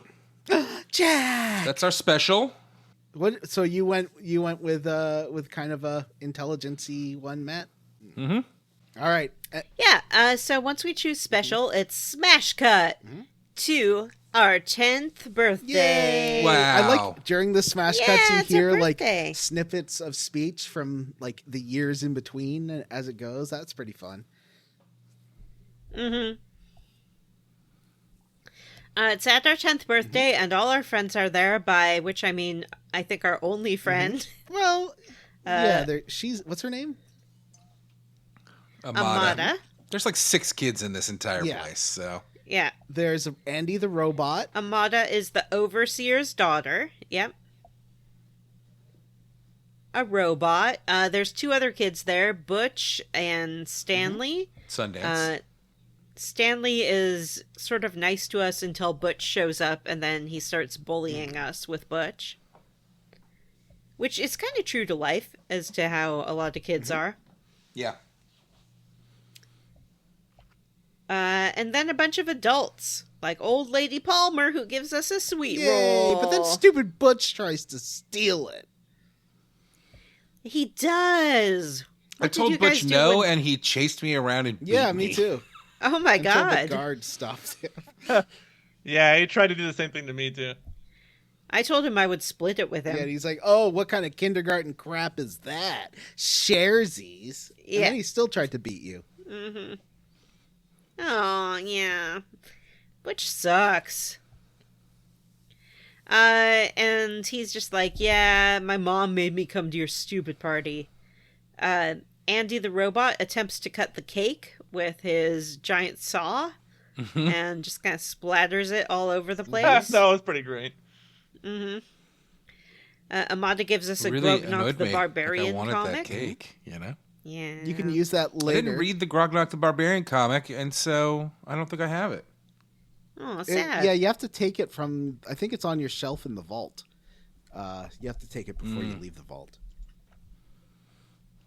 Well, I plan on going back there and killing all those people anyway. Wow, is that what Vanessa good idea. girls Never would mind. do?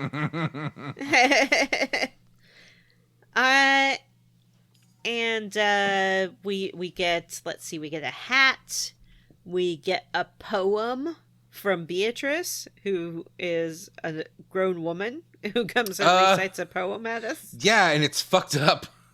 Yeah. Do you want to tell us what the poem's about, Matt? I don't remember all the details, but I can look it up real quick. Poem. It's called a birthday poem, and it reads, Gray walls, impenetrable steel, suffocation, condemnation, little hands groping in subterranean uncertainty. Mommy? Daddy? Am I dead? Nay, nay, reborn into purifying fluorescence. A face emerges, strong and male. Father to me, father to all. Overseeing our lives, our eternities. Harshness of discipline, harshness of love. Obedience, my savior. Larva to pupa, pupa to worker. Buzz, Buzz, one with the steel honeycomb. 10 lies within the 101, significant at last, till gray seeps from walls to hair to soul, then eternal slumber, the sweet sleep of incineration. That was great, Matt. Thank you so much for sharing that with us. Okay, well, you're welcome. I didn't write it. It was dark. It was fucking dark. Yeah. Happy birthday, 10-year-old. Death. Mm-hmm. And most importantly, we get our Pip boy, because when you turn 10, it's time to start working. We are told by our dad to head down to the reactor where we meet with Jonas, his assistant, and he gives us a BB gun. It's what every 10-year-old wants. We get to shoot some targets and a rad roach. That was fun. Smash cut! To 16 years old. All right. It's time to You take do get a the little snippet of goat. Liam Neeson saying, okay, now I need to talk to you about how babies are made.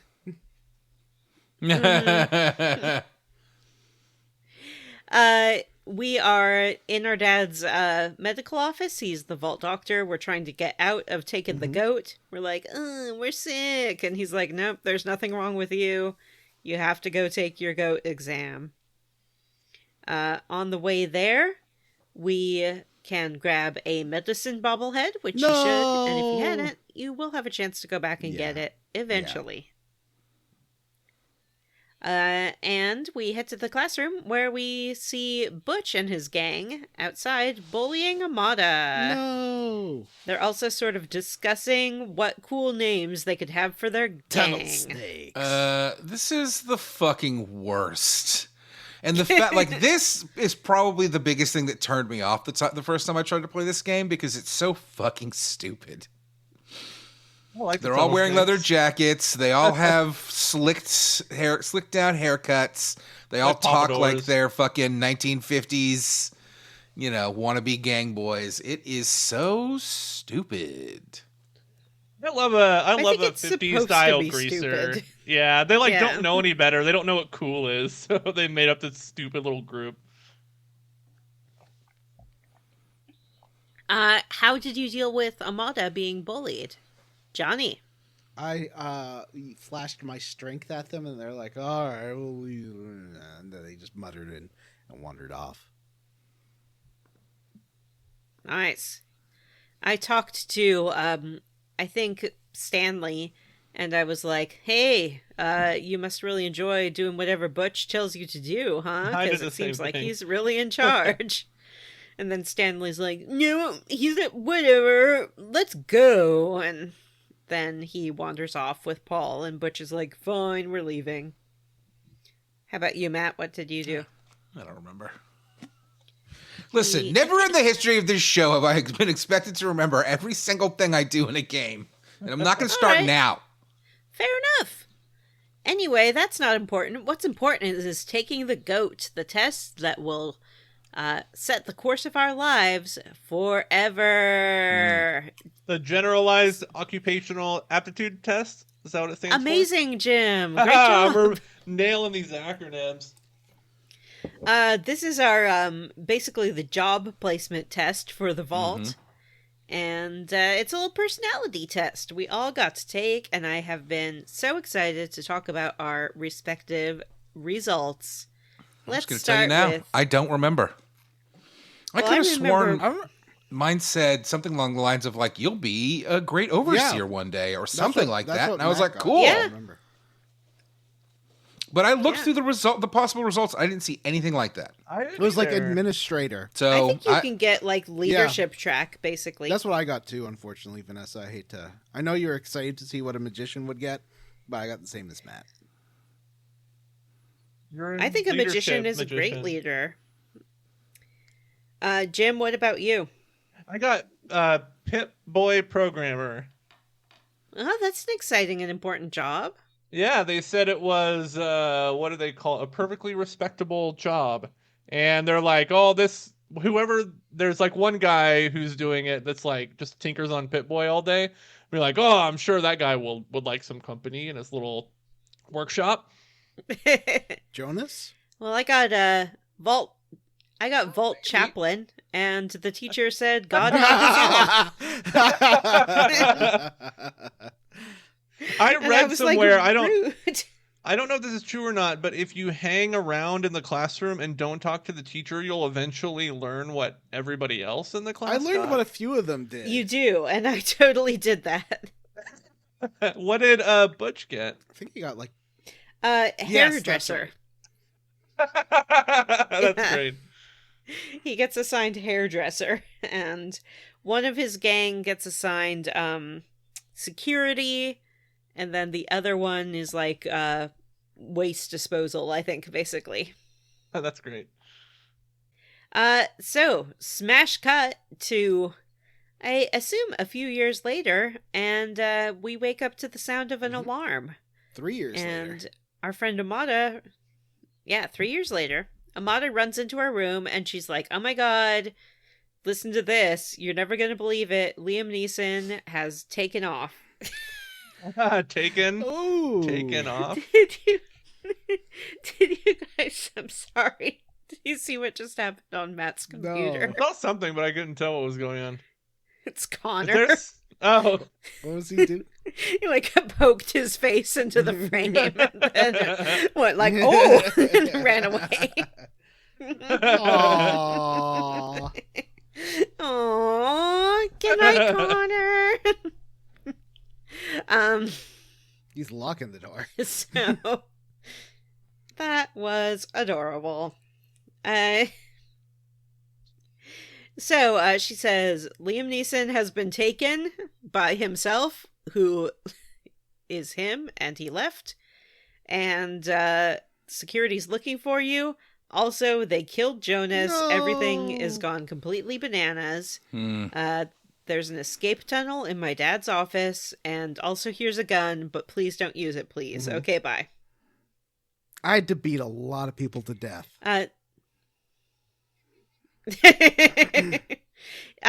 You have the option here to sneak past everyone and make your peaceful escape, or beat and shoot a lot of people. You know what? I helped death. Butch. I helped his mom.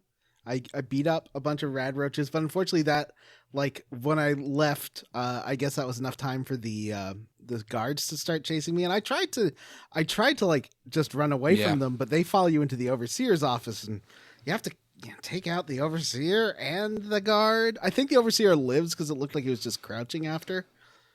But yeah, you can kill him, but I don't think I did. I also I managed to get away with not killing anybody until I got to the overseer's office, and it looked like the overseer and his minion were maybe about to murder Amada. So I did blow the guard's head off his fucking body. I just beat him to death with a and then he's dead. Then her dead. Then her dad crouched in a corner, and I considered killing him, but I decided not to. Yeah, I walked past that window. I did help Butch as well, which was rewarded by getting a tunnel snake jacket, and I was made an honorary tunnel snake. I sold that thing the first chance I got.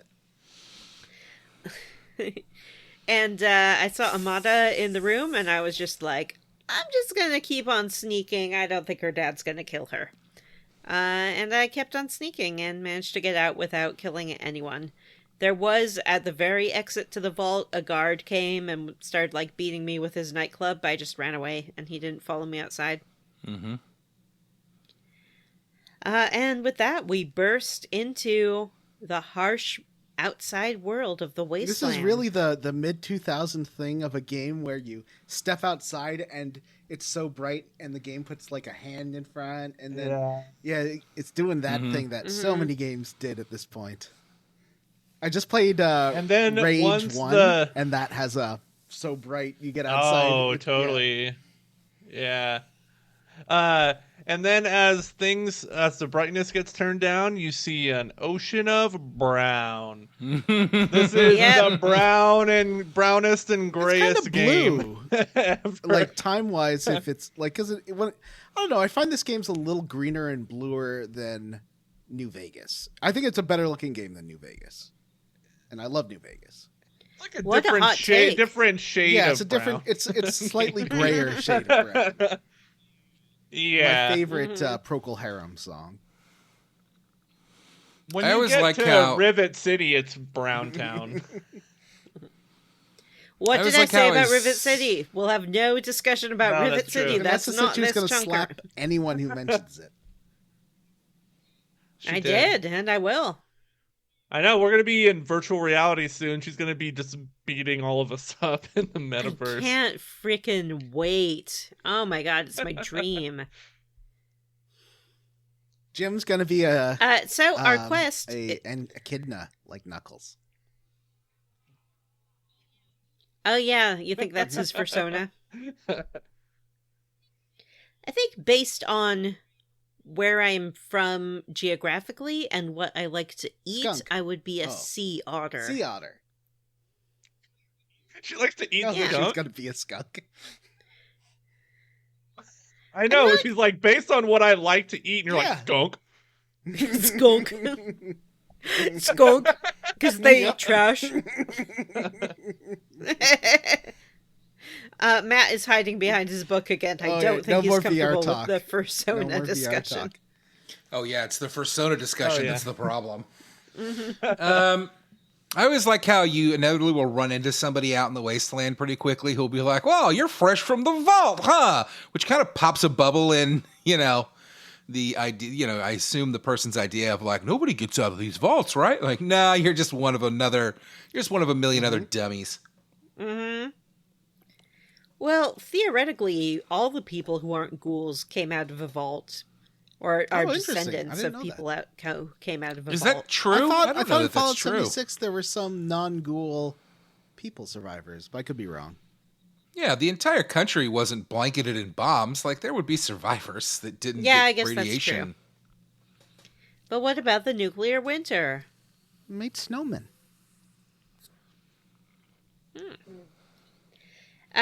Yep. So we're looking for Daddy, and our best bet is to head to a nearby settlement called Megaton.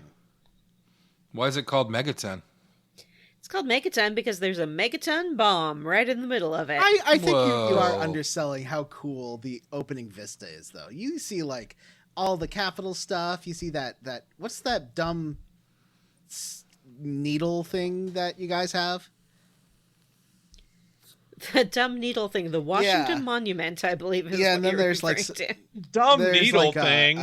and then there's like a bunch of like faux Roman buildings that just look super tacky. Mhm. Oh well, what are you in the fucking Parthenon? Grow up. What do Canadian monuments look like? Are they just piles of horse shit? No, they look exactly the same. Lumber I've been to and Victoria. mountains. I see what you It's have more going on A over there. forest. There's a forest, a log cabin. Mulroney moose. signing the law that made healthcare free. I think that was defense. Yeah. Tim Reynolds, Tim Robbins, what's it called? Yeah. Tim, Tim Hortons. Yeah. At Tim Hortons.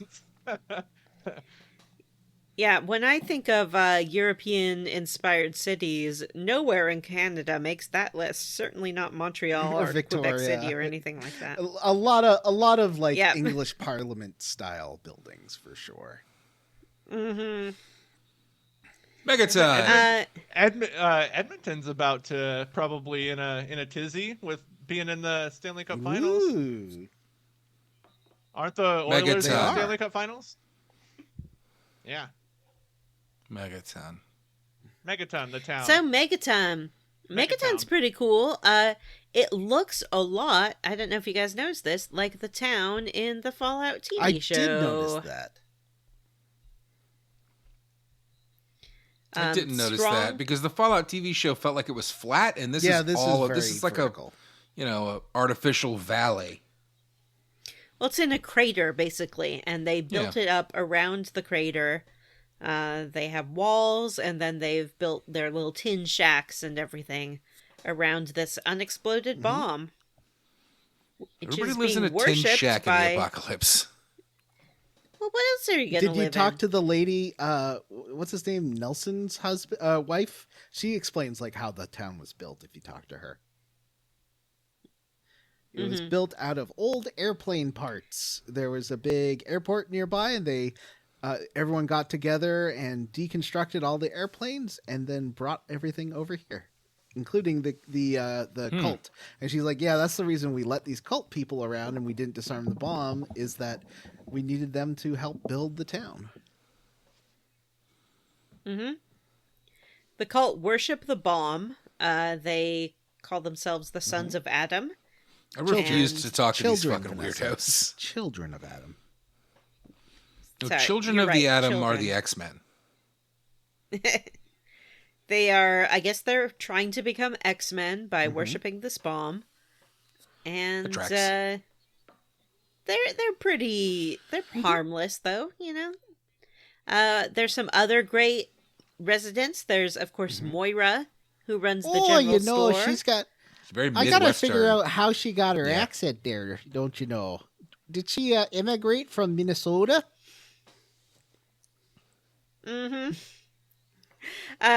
She's just a little ball of love her. sunshine. She has a dream to write a survival guide to the wasteland, and she solicits your help with that. So that's something you can work on throughout the game. This town has like I'm on there- chapter 8 3. houses and 2 bars.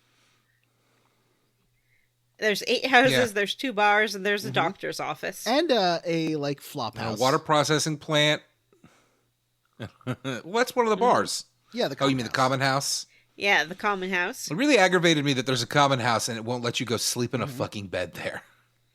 You don't belong in the common house. You belong in your you own can sleep house. at the West's residence. Just not move move mom and dad off the bed, and that's an Arafu though. That is exactly what I do, and that has become my go-to. I need to heal spot. If fun fact, if you do enough around Megaton, you can eventually get a Lucas house there. Sims. Mhm. Got me Yeah, out. Talk there's- to Lucas Sims, and he'll hand you the keys. Yeah, there's a house that won't let you in. It says you have to have a key, and I just assumed it would be mine. I already have that key. Wow. Yeah, I He doesn't really ask me to do anything. I guess I need he to. asked me to disarm disarm the bomb. the bomb, and I guess I put enough in explosives and science or whatever that I could do it. And Yeah, I repair. did not have enough explosives. Yep. Walter at the water plant. He wants your help Oh, fixing that's some fun. leaky I like pipes. I like that quest. You can also Yeah, that was fun. you can sell him some scrap metal too. Any that you find, he'll give you 10 caps per scraps. Mm-hmm. And my personal favorite, Mr. Burke. Mr. Burke hangs out at one of the bars, and he sits in a corner. He gestures to you to come over when you go over there. Oh, and he has a him! little Yeah. indecent I did proposal meet him. for I told him you. to fuck off. I told him I'd think about it, and then I went straight to the sheriff and tattled on him. We should talk about what his proposal is. Mr. Yeah. Burke wants you to blow up the bomb in the middle of town. Basically, he's like, go put this explosive device on it, and then come meet me at this He place. was working with blow it up. what, It's people gonna be in other amazing. settlements that didn't like that Megaton was sort of settling in and horning in on their action and trading. So they just kind of wanted it wiped off the face of the planet. By this point, I had already selected the Black Widow perk for myself. So when he suggested this, I said, "There's one problem with your plan. I live here, baby, and you don't want to blow up little old me, do you?" And he was like, "Oh, well, I never thought about it that way. I gotta go." And he just ran away, left town. He said he goes, "I'm gonna send for you eventually, but for now I have to go." And I was like, "Bye." So, Matt, after you ratted him out, what happened? So Lucas said that he had already left town, Ah, okay. and that was it. He was like, if he comes back, I'll, give him what for or whatever. I think that there is a scenario where maybe if you rat him out quickly enough to Lucas, Lucas will go to arrest him, and Lucas can die in that encounter. I think Burke can shoot him and then run away. Wow. How would But I get a I'm glad house? that A real jerk, though. He runs the other bar, the bad bar. Yeah, Moriarty's. Isn't Colin Moriarty? Isn't he that guy who has that like Sacred Sigils, like Republic or super alt right video game podcast? Or am I mixing him up with someone else? I don't know what you're talking about. There is a. I do vaguely remember Colin Moriarty from a podcast. From a podcast I listened to back in the day that I remember falling apart and hearing that he had gone off the deep end. He's someone for a while. I think like it was only during Gamergate that he started making like $40,000 a month on his Patreon. And I think everyone left after it wasn't. It was just to make a point, not to listen to a shitty podcast. Yeah. So do you think that he named himself after this terrible character? Maybe it's the other way around. Maybe they love his great ideas. I don't think so. I think it's just a coincidence. Well, it would be a weird choice because Colin Moriarty in this game is a scumbag. He has a ghoul who he's sort of enslaved, who's working for him at the bar. Is he pronounced Job? Like I wasn't sure if it was an Arrested Development thing of G-O-B or if he's Gob.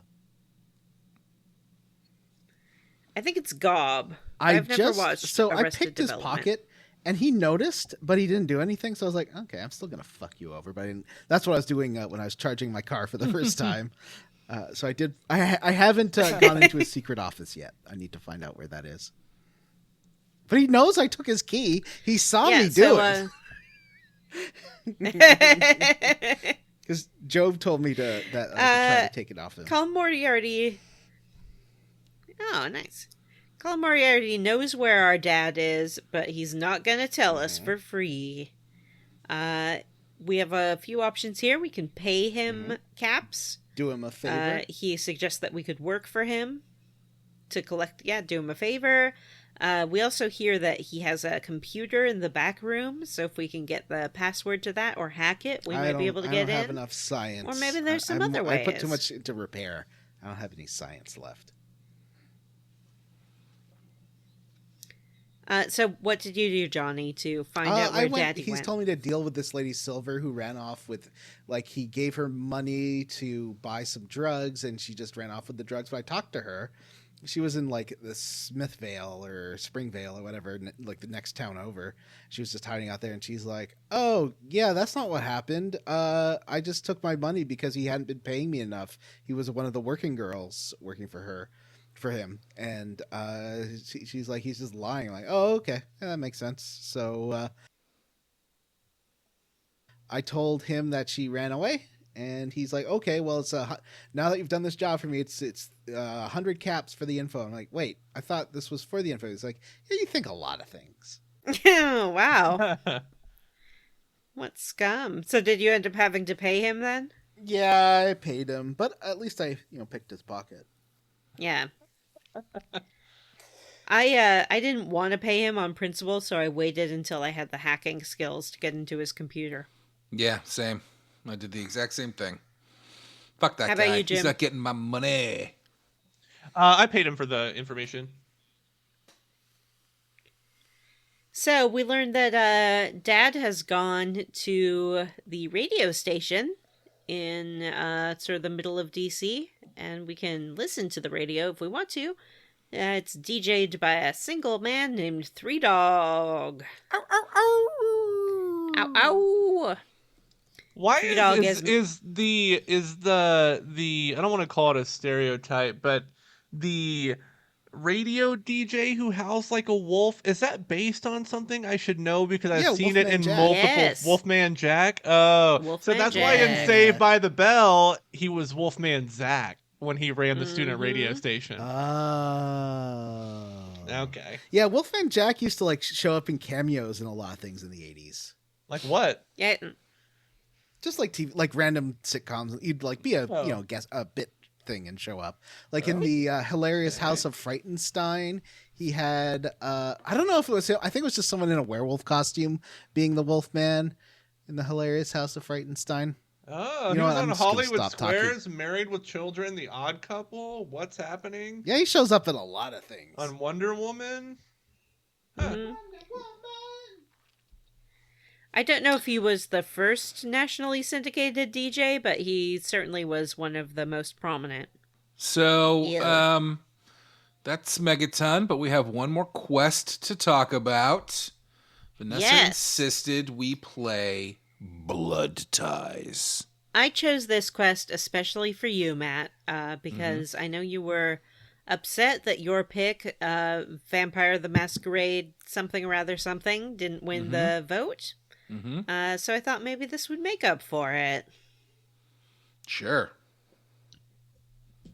So in Megaton, we meet a woman named Lucy West, who has been sending letters back home to Erifu, but she hasn't heard anything from her family, and she asks us to go check on it. We make our way across the wasteland to Erifu, and it is built on an overpass, which I thought was kind of fun and cool. Yeah, it's fun. It's Is cramped. Erifu, is that like a sign that half burnt out? Is there an origin to this name? There is an origin to the name. It's not a sign. It is the name of a small village from the Dracula legends. Mm.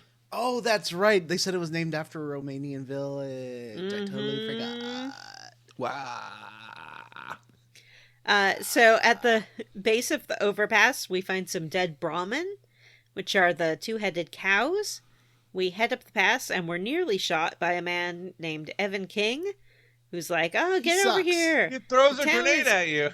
Yeah. It's like, "Oh, I thought you were one of them."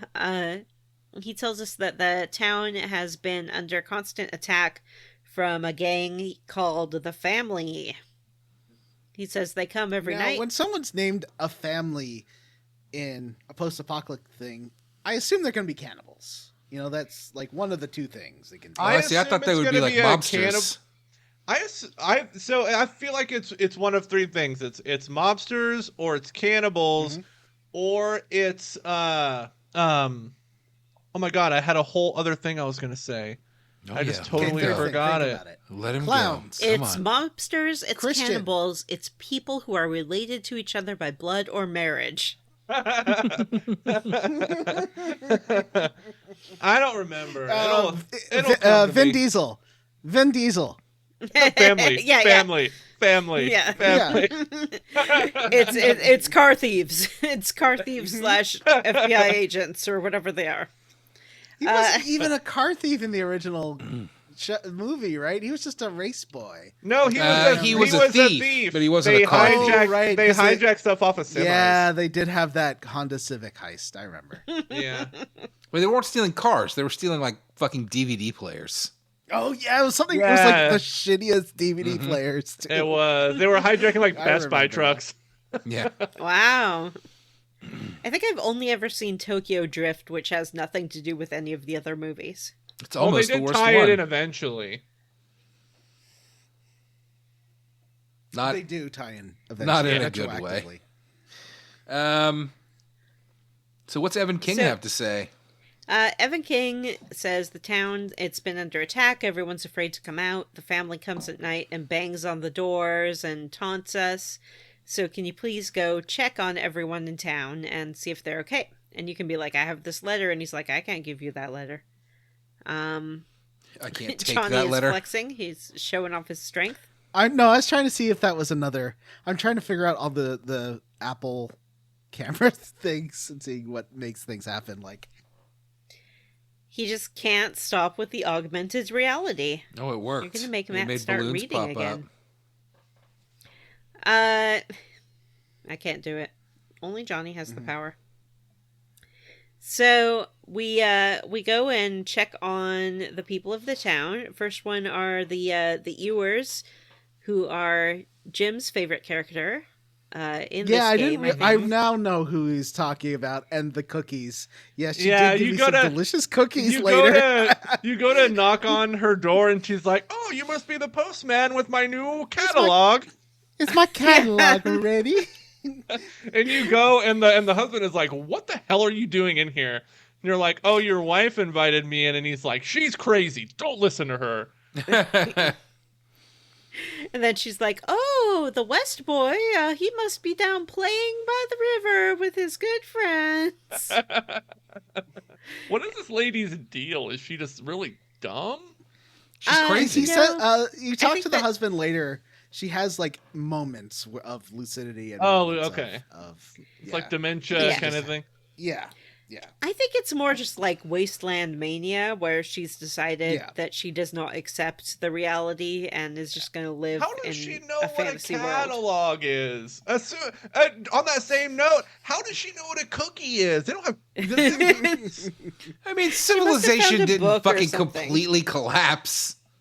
Like, Bongo, would she bongo, know? bongo. Like, oh man, there's another catalog coming. I can order myself a new dress. Like, that's, at least not a in thing in the Capitol Wasteland. At least in the vaults, they've got like old movies and like instructional videos that they watch. So pretty clearly, like they're picking this stuff up somewhere. Like I'm sure she picked it up from fucking movies. Yeah, maybe she's from a vault. Maybe. I mean, I imagine they have movies outside of the Wasteland too. They have power. It's not like fucking. I don't know. They have the neighbors called the Shenzis, I think. Shezzies, something like that. Shezzies, something. They are concerned about the family and feel like Evan King isn't doing enough. But they still won't she come wants out you of their to house. Blow him up. She's like, if you do something about it, I will be super grateful. You need to step up. Evan King is an idiot. And then we go check on the Wests, and they're also perfectly fine. Moving on. No, they're super fucking dead.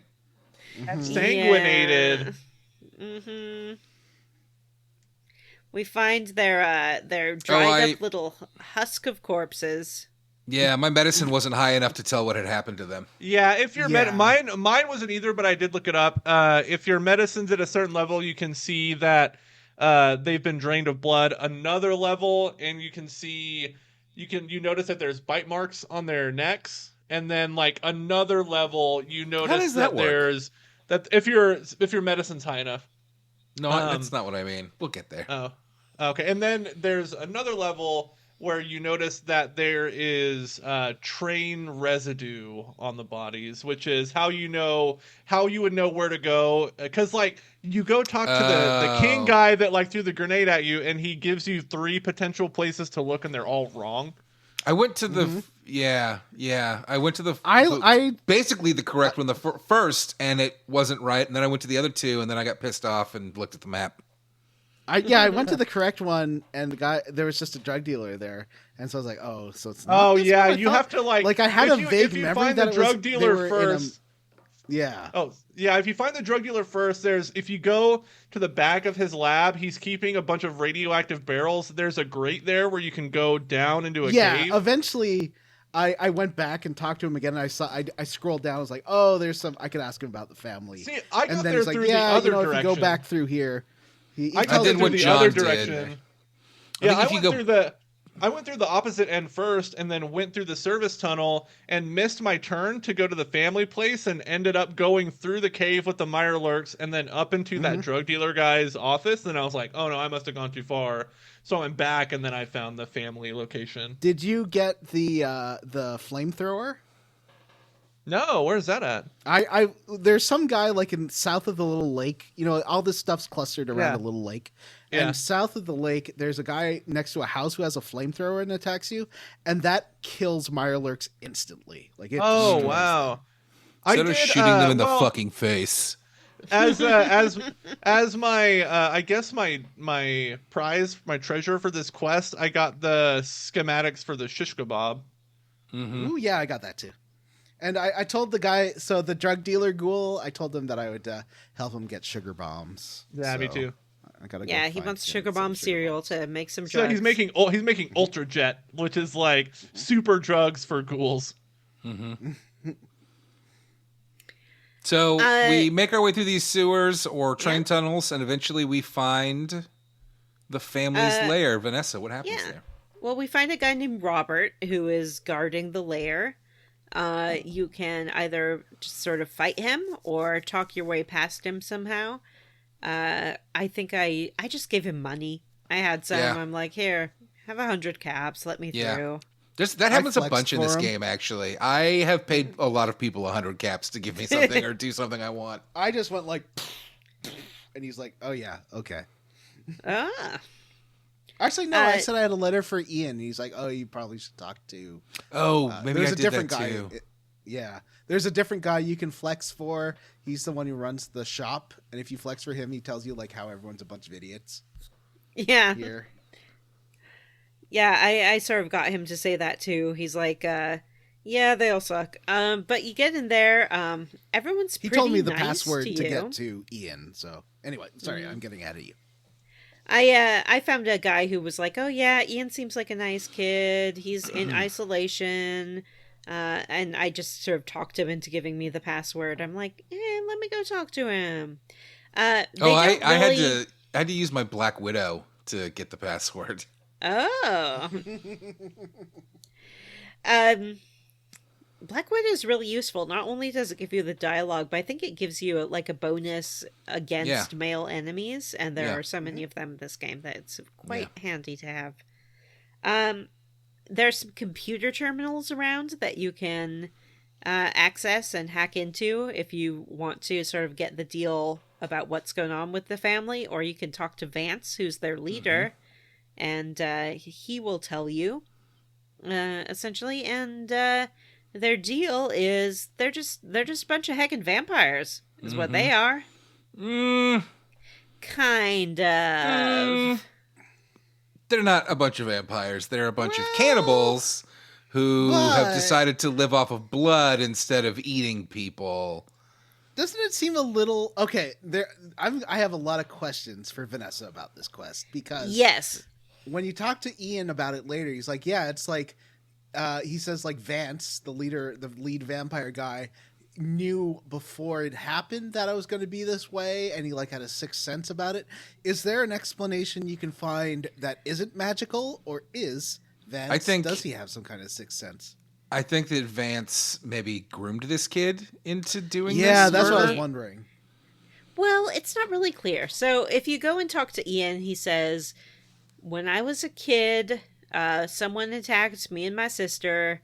I got hit in the head. And when that happened, I suddenly had the urge to start, like, chowing down on human beings. I don't know. He gets hit in the head with a rock, and then he tears the guy's throat out with his teeth. And I think that maybe that is the kind of inciting incident here, is that he got... That makes sense.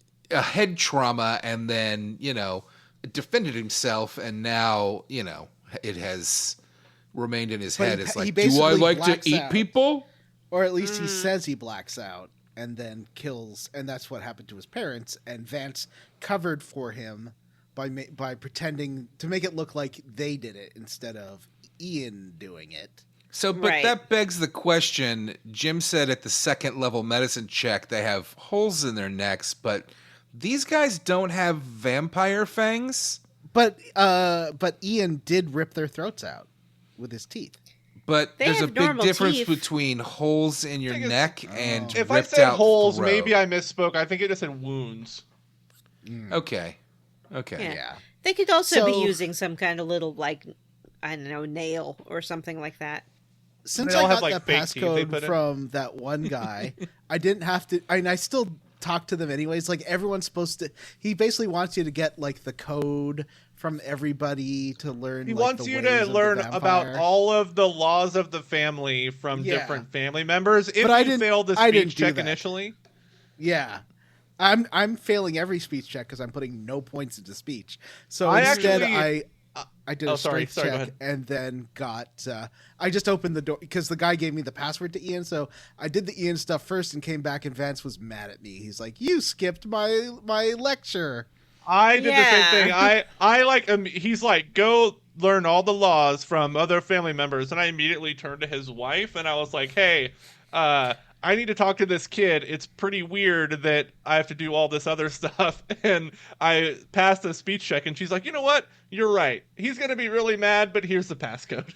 Yeah, I had did already learned the too. laws by hacking a terminal, so I didn't care. And I just, like I said, I talked to somebody and it gave me the Black Widow option to just. Should we bypass say what the this. laws are? Sure. I don't. They remember can't go some of into them. someone's house. They will never kill another family member, unless it's approved Unless by the leader tells them to, yeah.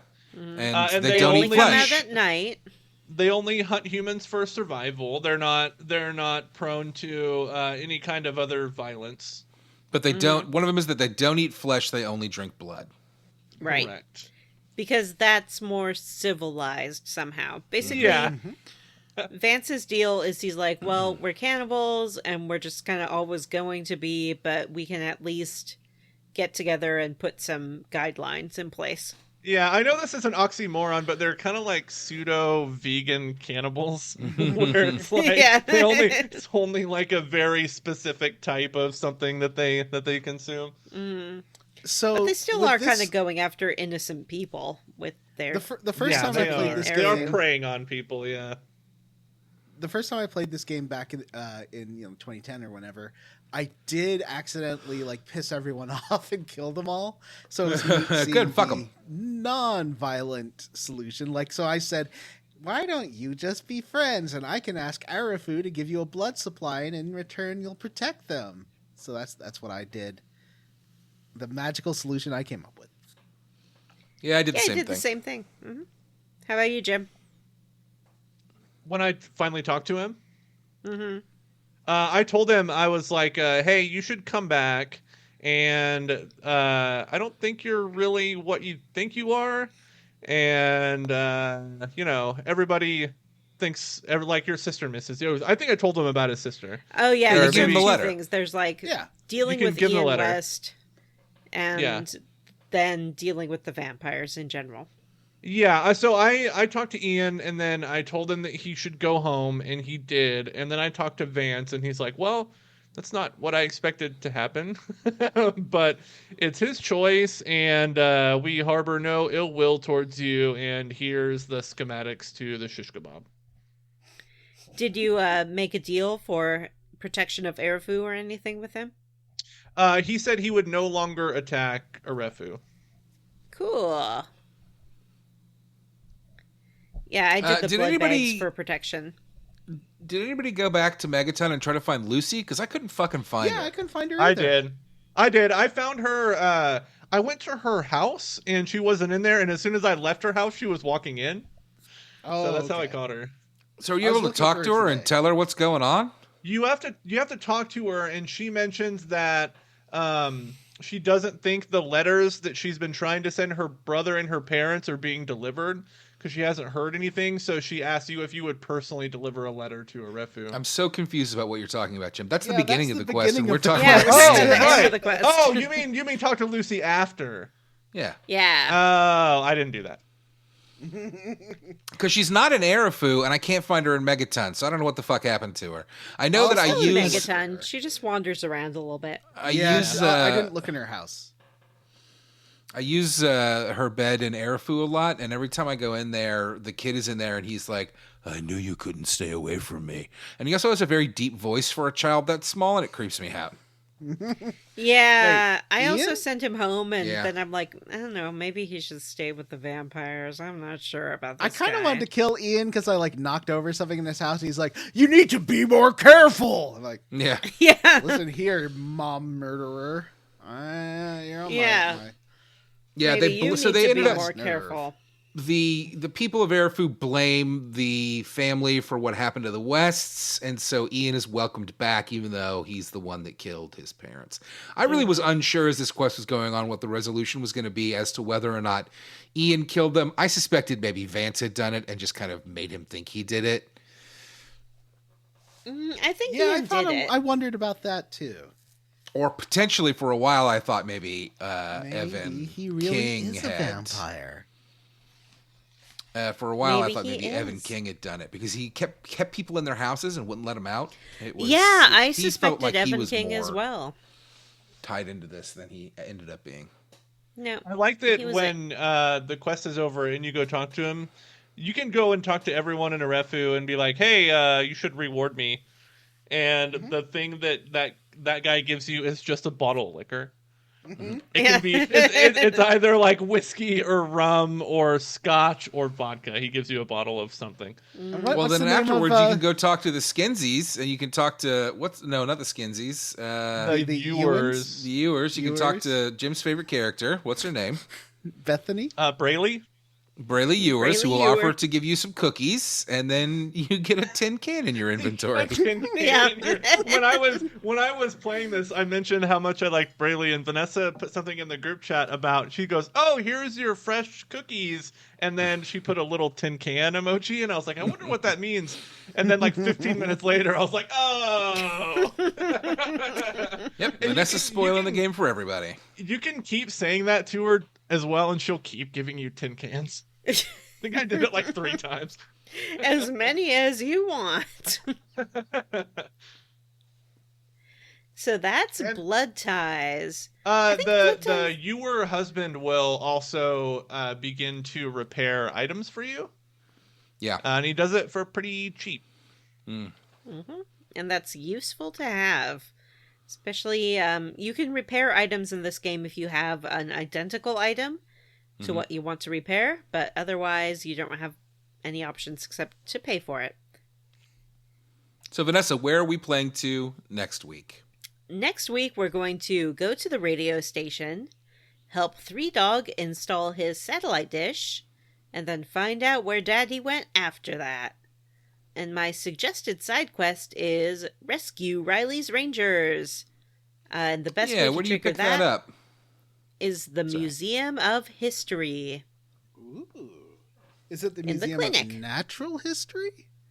Nope, just the Museum of History. Is that what it's called in real life? Okay. In real life, it is the Museum of Natural History, Okay. but in I wasn't sure. Fallout Life, it is the Museum of History. I will check that out. There's so many super mutants in that area, and they're so far away, but they can always hit you, and it annoys me so much. Yeah, I will say that rescuing Riley's Rangers is a super mutant heavy quest, so... I don't mind them. I've I got just a have to let question them for get you. close, and then I can pop their heads off. I was doing the Minefield quest, where you have to go to the middle of the town of Minefield to the playground. And there's a guy named, I think, Arizona, trying to shoot at you with a Arkansas, sniper maybe? rifle. Is there a way to deal with him other than killing him, Vanessa? Yes, but not at the moment. Okay. So I just left. Yeah, me too. I figured the quest would pop up later about that. All right, right, so now it's time to ask you, what are you roundly for or squarely against in this chunker? I'm going to start with Matt because I think he was the biggest Fallout skeptic before we played 1 and has bounced off this game before, so I'd like to hear what you feel like now, Matt. No, I did not like 1. I mean, I had played it when I was younger too, but I did not. That action point system where you can't move with let's see. What am I squarely against? I'm squarely against vampire groomers. Like, I got some bad vibes off that quest. I kind of wish it had... I kind of felt like it could have had like a better resolution. I like the vampire stuff. Like, that was fun and goofy and like what's going on. But the way it worked out was just kind of like, well, I guess we'll just do nothing. I don't know. I didn't love it, but it was a fine quest overall. What about you, John? What are you squarely against? I am squarely against. So I'm honestly, this is a roundly 4 squarely against. I'm very much. I love doing the super duper mart. I remember finding this so hard the first time I played Fallout 3, but now like I'm good at these games, so like I was just sneaking around and like having fun in there, and then I enabled, if you go to the back, because she wants you to go to the back and find some like food and stuff, and you can she wants you to find food and medicine, and the medicine is in the back. Yeah. There's also a Protectron you can enable there, and I am squarely against that. It just walked out. If you go to the back office, also, but it refills the enemies, like a bunch of new enemies come in. You hear them being like, "What the? someone's been in here. And so I got the Protectron. And I was like, this Protectron's going to show them the what for. And it stepped out. He's like, initiating violence. And then he just explodes. Like, they kill him so fast. He managed I did the same thing. He managed to take out a couple of them for me. And then I was like, well, I'm not fighting. I'm not doing this again. And I just ran out the door. I had a lot of fun. I don't know. I like the little quests like that. I like Moira so much. So I'm roundly for Moira. And the design of the Protectrons, because they're like Robbie the robot from Lost in Space. Yeah. Mm-hmm. What about Jim? I'm roundly for the Blood Ties quest. I thought it was fun. I was really confused about the exact nature of the family. I was like, are they actual vampires, or are they just weird psychos? Like, what's the deal here? Eventually landed on they're just weird psychos. Yeah, I feel like the Fallout games, maybe I haven't played them all, but I feel like magic and like mythical creatures isn't really a part of. There's like in Fallout, I think in Fallout 3 and Fallout 4, there are references to like eldritch deities that people worship, and they're definitely aliens. Definitely aliens. Yeah, I liked Bradley Ewers a lot. That made me laugh quite a bit. And I liked trying to figure out where the family's headquarters was. I thought that was fun too. I liked the drug dealer guy who's trying to make Ultrajet for ghouls. That's fun. I liked the guy who's guarding the family hideout. Who's listening to like weird patriotic music all the time. Mm-hmm. No, the guy who's guarding the family hideout. Oh, Robert. Okay. Yeah, he's listening to the Vanguard. It's like Battle Hymn of the Republic. Oh, okay, yeah. That's coming from then, yeah. It's a banging radio station and plays Yankee Doodle sometimes. Mm-hmm. Yeah. A lot of Battle Hymn happening. Yeah. But yeah, I found the whole chapter to be super fun, and fighting the Mirelurks in the cave was also fun. Good times playing Fallout. Yeah, I do like how the Mirelurks, like if you shoot them in the face, that's their weak point, and a lot of the enemies have specific areas you can target with VATS. Mm-hmm. Yeah. The stingers on the rad scorpions. The rad scorpions. Yeah. That took me a minute to figure out. I was blasting them like in their faces with my sawed-off shotgun, and it wasn't doing anything. I haven't found a shotgun yet. I got a hunting rifle. I have a laser pistol. I don't have a shotgun. Super mutants like to carry combat shotguns sometimes. Combat shotguns are really good. Yeah. Yeah. Well, I myself am roundly for seducing Mr. Burke, not because he runs away and promises to send for me, but because if you do that, occasionally if you go back to Moriarty's, Mr. Burke will have sent you a letter. And I'd like to introduce letter number 1 from Mr. Burke in Vanessa's mailbag. Okay. Here we go. Beloved, I must beg your indulgence a little while longer. I am not yet able to send for you. Stay in Megaton. Once my business has concluded, I will send for you, and we will live happily as man and woman. The memory of your beauty and sweet aroma lingers in my memory. Have patience, my love. Soon we shall be together again. Yours very truly, Burke. Can you recruit Jericho as a companion? Because you can tell him how much fun being a Wastelander is, and I wasn't sure if that's just to get him to leave Moriarty alone and not guard him. I hit a point where it told me I couldn't recruit him anymore because my karma was too high. Oh, okay. Yeah, some characters will only want to roll with you if you're a baddie, some if you're a goodie, and some if you're a neutrally. I lost some karma stealing that key from Colin. It doesn't make sense that would lose you karma, because Colin sucks, but I guess theft is theft no matter who you target, and let that be a lesson to everyone. We do have a Patreon. Johnny, plug the Patreon. All right, we got a Patreon, and maybe this month we're playing Alan Wake 2 DLC. I'm not sure. It's up to Matt. Whatever Matt wants us to do, we're going to do it. Yeah, I don't know. I'm tired. He's very sleepy. But these bonus episodes, you want to listen to them? You got to pay us $3 a month. $3? That's it? You ask? What about inflation? Listen, unlike everything else, we haven't raised our prices because of inflation. We've kept it as is, and you're getting a deal here because that's like, I don't know, dozens of episodes, almost 100 probably by now. We've done so many episodes. You can listen to them, and there's some really fun ones like Would You Eat This Bird? Listen, Would You Eat This Bird we have 2 of them now, and there's going to be a 3rd one later this year, is the single best thing we've ever made. It is. And there'll be more birds to talk about later this year. But for $5 a month, if you feel real like Daddy Warbucks here, you can give us $5 a month and you can vote on upcoming games. That's what Fallout 3 was. It was a vote. The next game, not a vote. The next game is Quantum Break. But after that will be another. That's a short game. So after that, John, is that a commitment? Are we really playing Quantum Break next? Quantum Break is so good. That's awesome. Yay! Next game, Quantum Break. And after that, another vote. So, in like a month, there'll be another vote, and you'll be able to vote on things. Are you excited?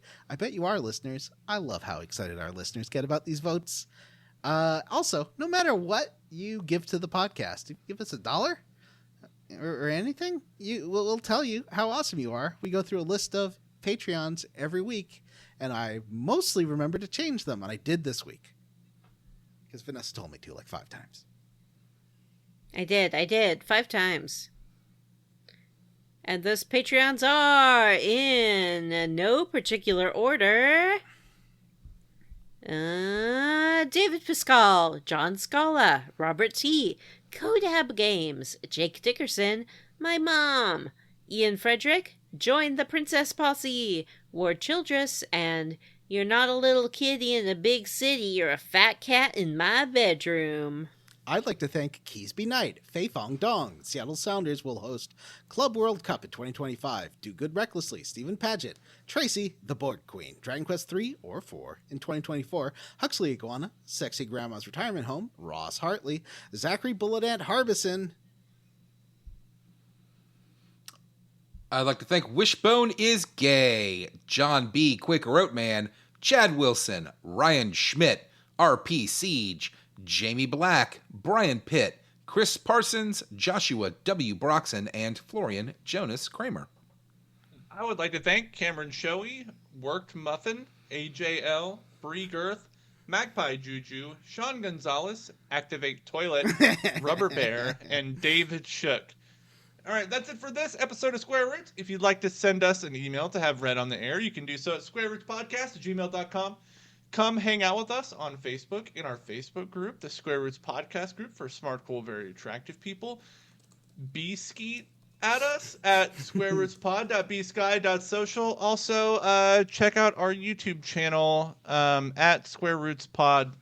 That's not how it works. Square Roots Pod at we have an at on YouTube. It's like at Square Roots Pod. Oh, do something. We? Okay.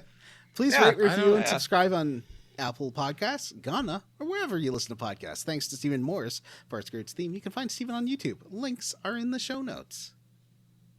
All right, one sec. Let me find the YouTube real quick. It is at Square Roots Podcast 9808. You can also just search Square Roots Podcasts on YouTube and find it. Yeah. Either one. Whatever you prefer. All right. That's it for Square Roots. I'm Jim Banks. I'm Matthew Van Zant. I'm Johnny Brandon. And I'm Vanessa, and remember to add Dealing with Dragons to your summer reading list. Bye. Bye. I thought you'd all like the episode title for this week.